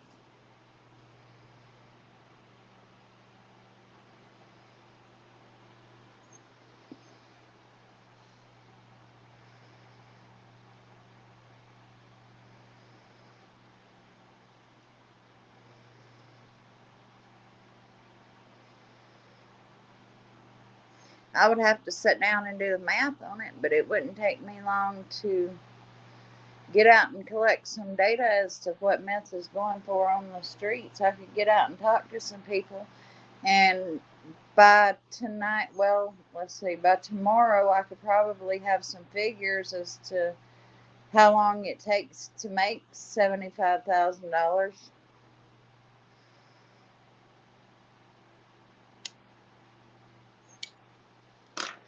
Or how much meth it takes to make $75,000.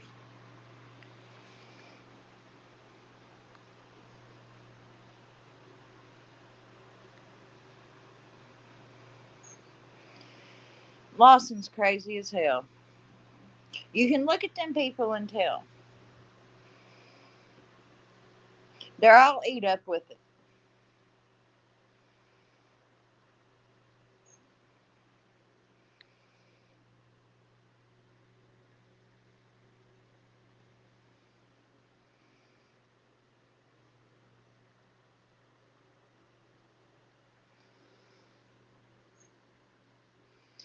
And if what Dalton Stout says is true, that there is the same amount of traffic coming in and out of Ernie Shell's place in Newport, Tennessee, there's probably a connection to Ben Hill Road and that place of Ernie and Tina's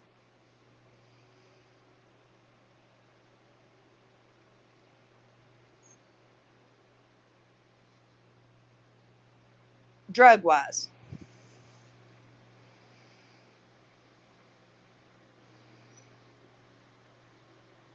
And I don't see why Dalton Stout would lie about it.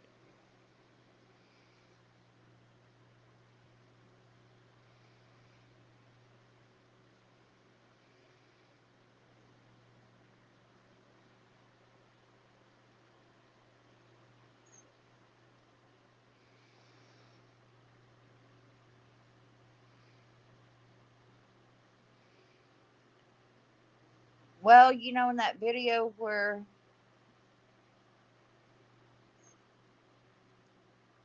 Jody Sue's crying about Andy being in jail and she's getting the letters and all this, and she don't even have a car because she sold her Jeep and stuff.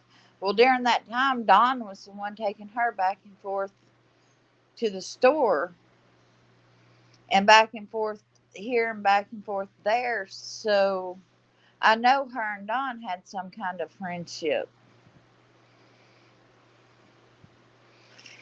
Yeah, Dalton's a little sus too, but why would he come out and say that about the drugs if there wasn't any drugs? Is my point.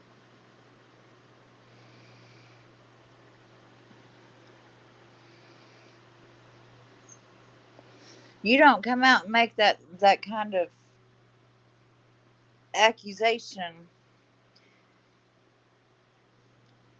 unless you know for a fact.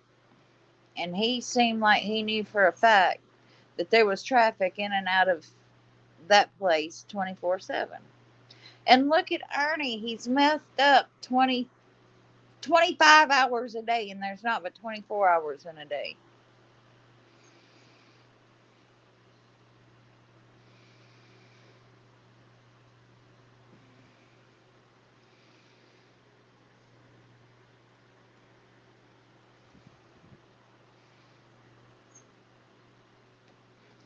So I'm going to take a wild guess and say that they all knew each other previously.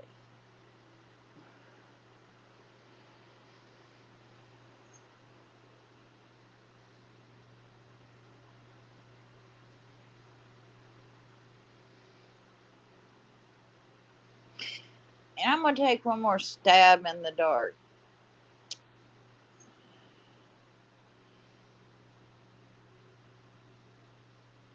If Arnie was at the Capitol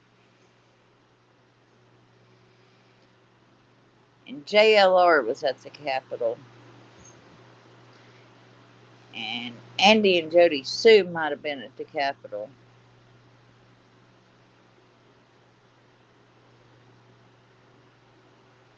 they all might belong to the same group.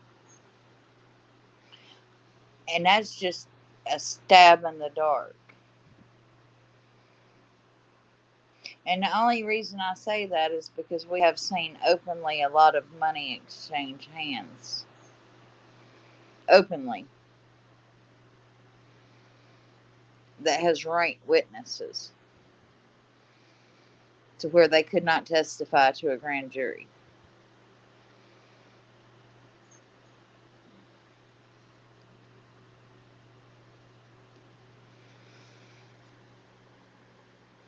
I don't know, but like I said, even if Ernie stumbles upon Summer's body at the top of Candace's driveway,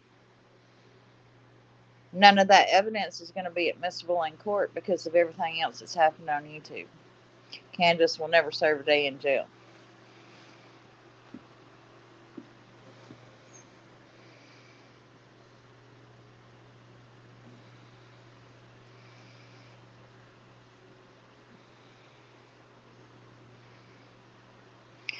When JLR was caught stuffing the pockets of Sherry and Allie and Bullhorn Betty, whoever that group of people was that was caught passing money on camera to Allie and Sherry and Graham Bunn, that made that whole bunch able to not testify to the grand jury. They had at that point accepted money.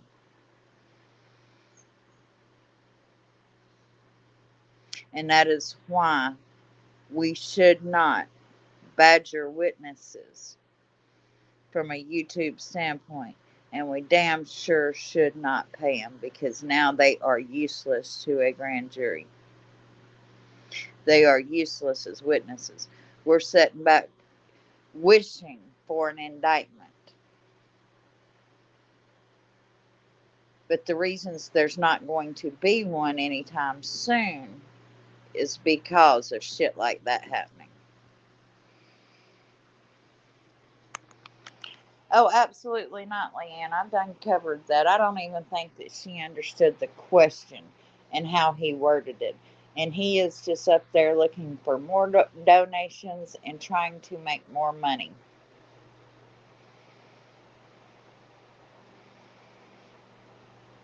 No, what there is a root cellar, and that root cellar has been shown. I've shown it on Google Maps before, and it's over on the 120 property. And what it is part basement, or not basement, it's part cellar and part mountain. If anybody is familiar with the Appalachian Mountains and how they used to make cellars, they would build on to the mountain itself and boot it up against the mountain where the mountain and the coolness of the dirt would keep the food cold and fresh. So like the bluff or the back of the mountain would come down, like this, and then they would build onto it. And they call that a root cellar.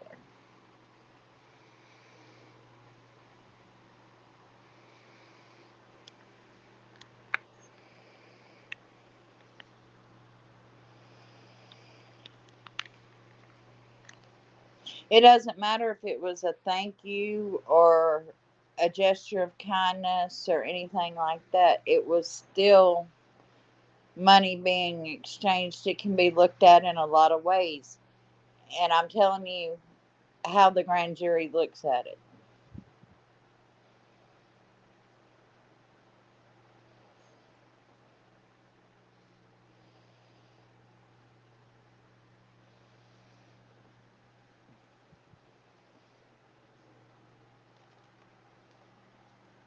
The same way that they look at Jody Sue sitting back collecting money on Summer's back, telling different stories, that makes her no good to the grand jury.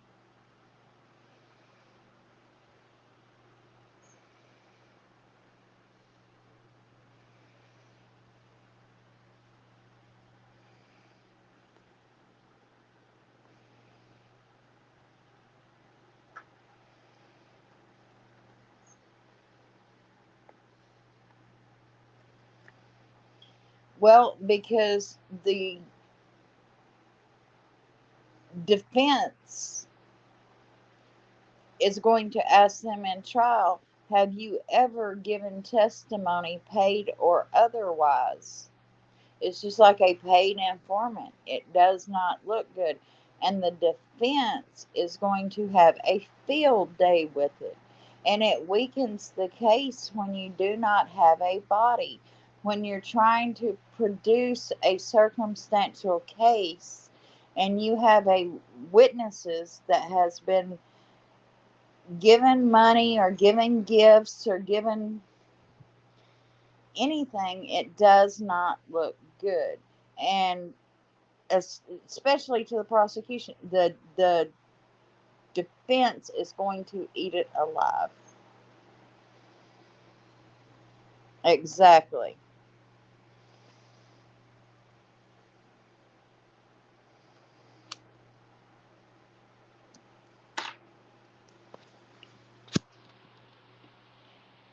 Like, these people will do anything for money,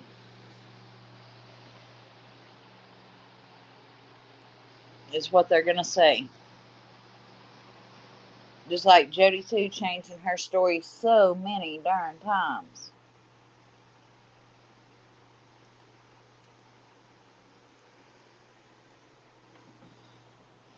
And I think that, she's done that on purpose.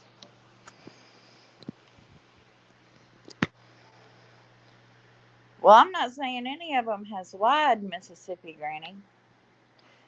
They are probably telling the truth.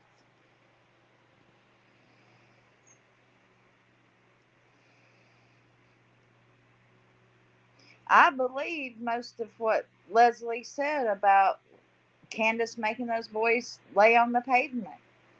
I believe what Allie and Sherry says about how Candace and Don were.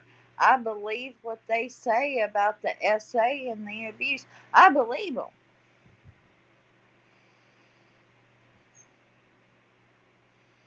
But I did not appreciate seeing them get paid.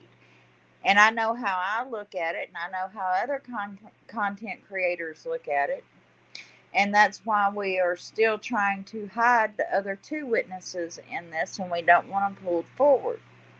It's because we don't want them tainted.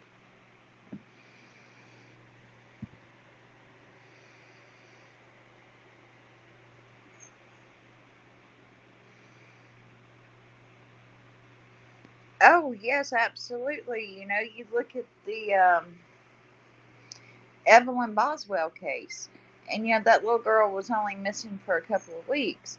And they had thousands upon thousands of social media files and text files and audio files.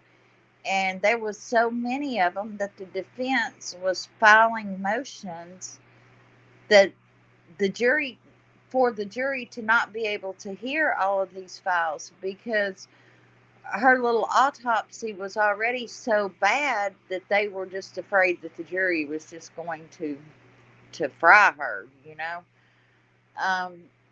that they didn't want these audio and social media files played. And it was just a couple of weeks worth, right? Could you imagine what kind of social media and audio and text files that they are going to have collected in the Wells case by the time that this is finished?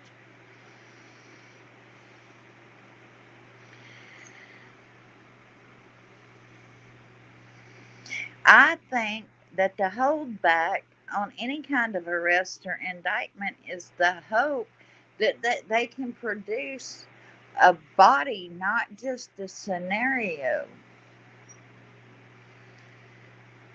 That they can produce either Summer or a body. And I think that they have a pretty good idea of what happened, but they want to be able to produce hardcore evidence and not just circumstantial evidence.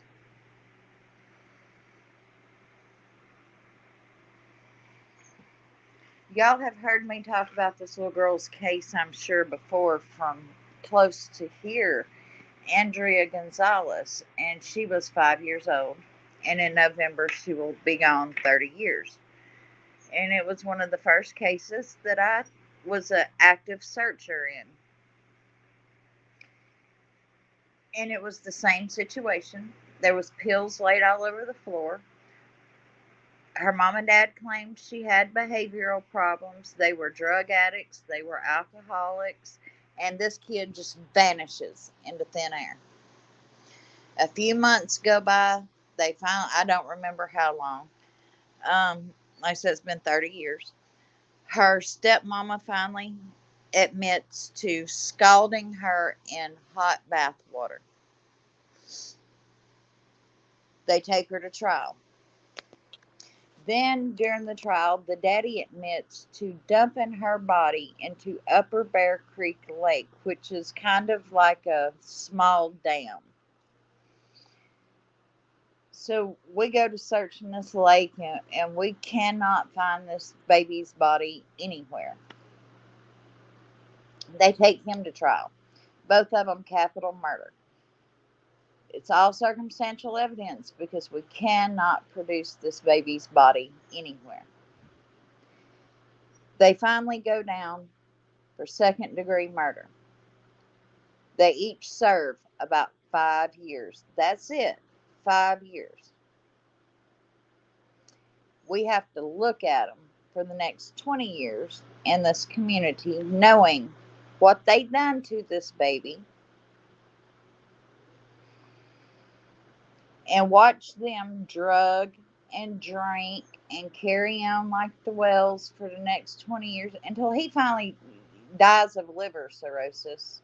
And she lived until last year. And it's just one great big circus. But 5 years was all that we could get him for. 5 years. And I don't even think that Paul served his whole 5 years.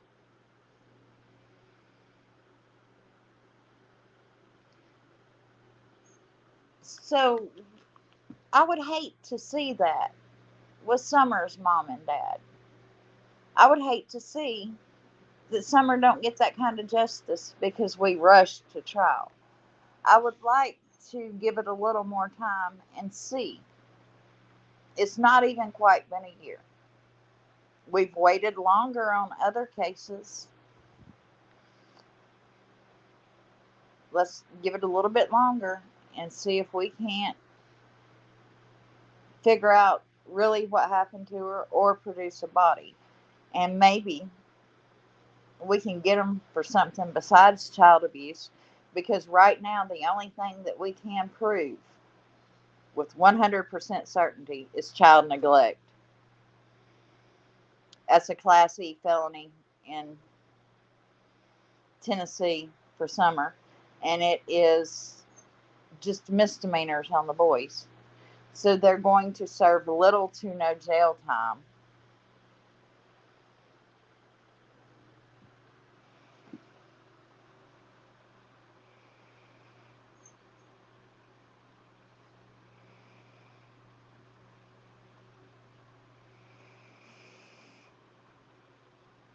The place on the boy's arm, it was supposedly from a burn from the wood stove, like a second or third degree burn from that wood stove.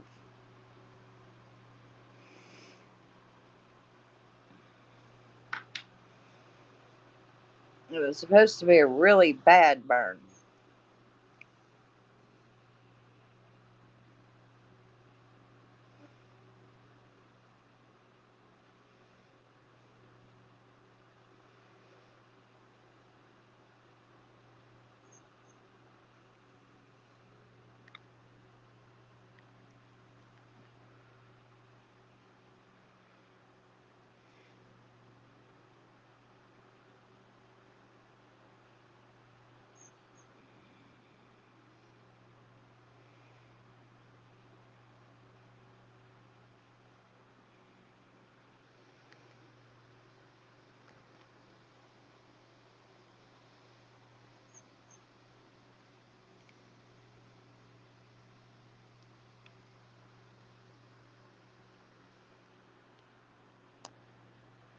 Wow. something else. But let's give it a little while longer and maybe we can get something besides circumstantial evidence or something besides misdemeanor child neglect charges, because that's going to carry nothing.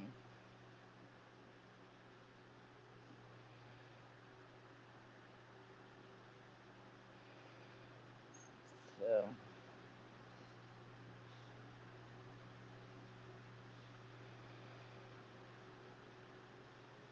all right, guys, we've been at this for like 2 hours and 12 minutes, and if we keep going much longer, nobody else will watch the stream, and we need to share the stream and get it out there. So, and y'all know I hate really long streams.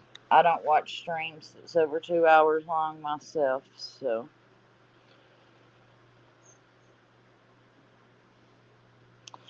well, maybe they need to go back and look at where David Dotson is at. He just seems to have disappeared off the map. Sometimes you need to go back and look at the ones that's disappeared out of the picture, that's no longer around. There's a reason why he's disappeared, I'm sure. Just saying. You look at the ones who stand and watch the house burn, and then you look at the ones who's completely run away from the fire. That's just my opinions.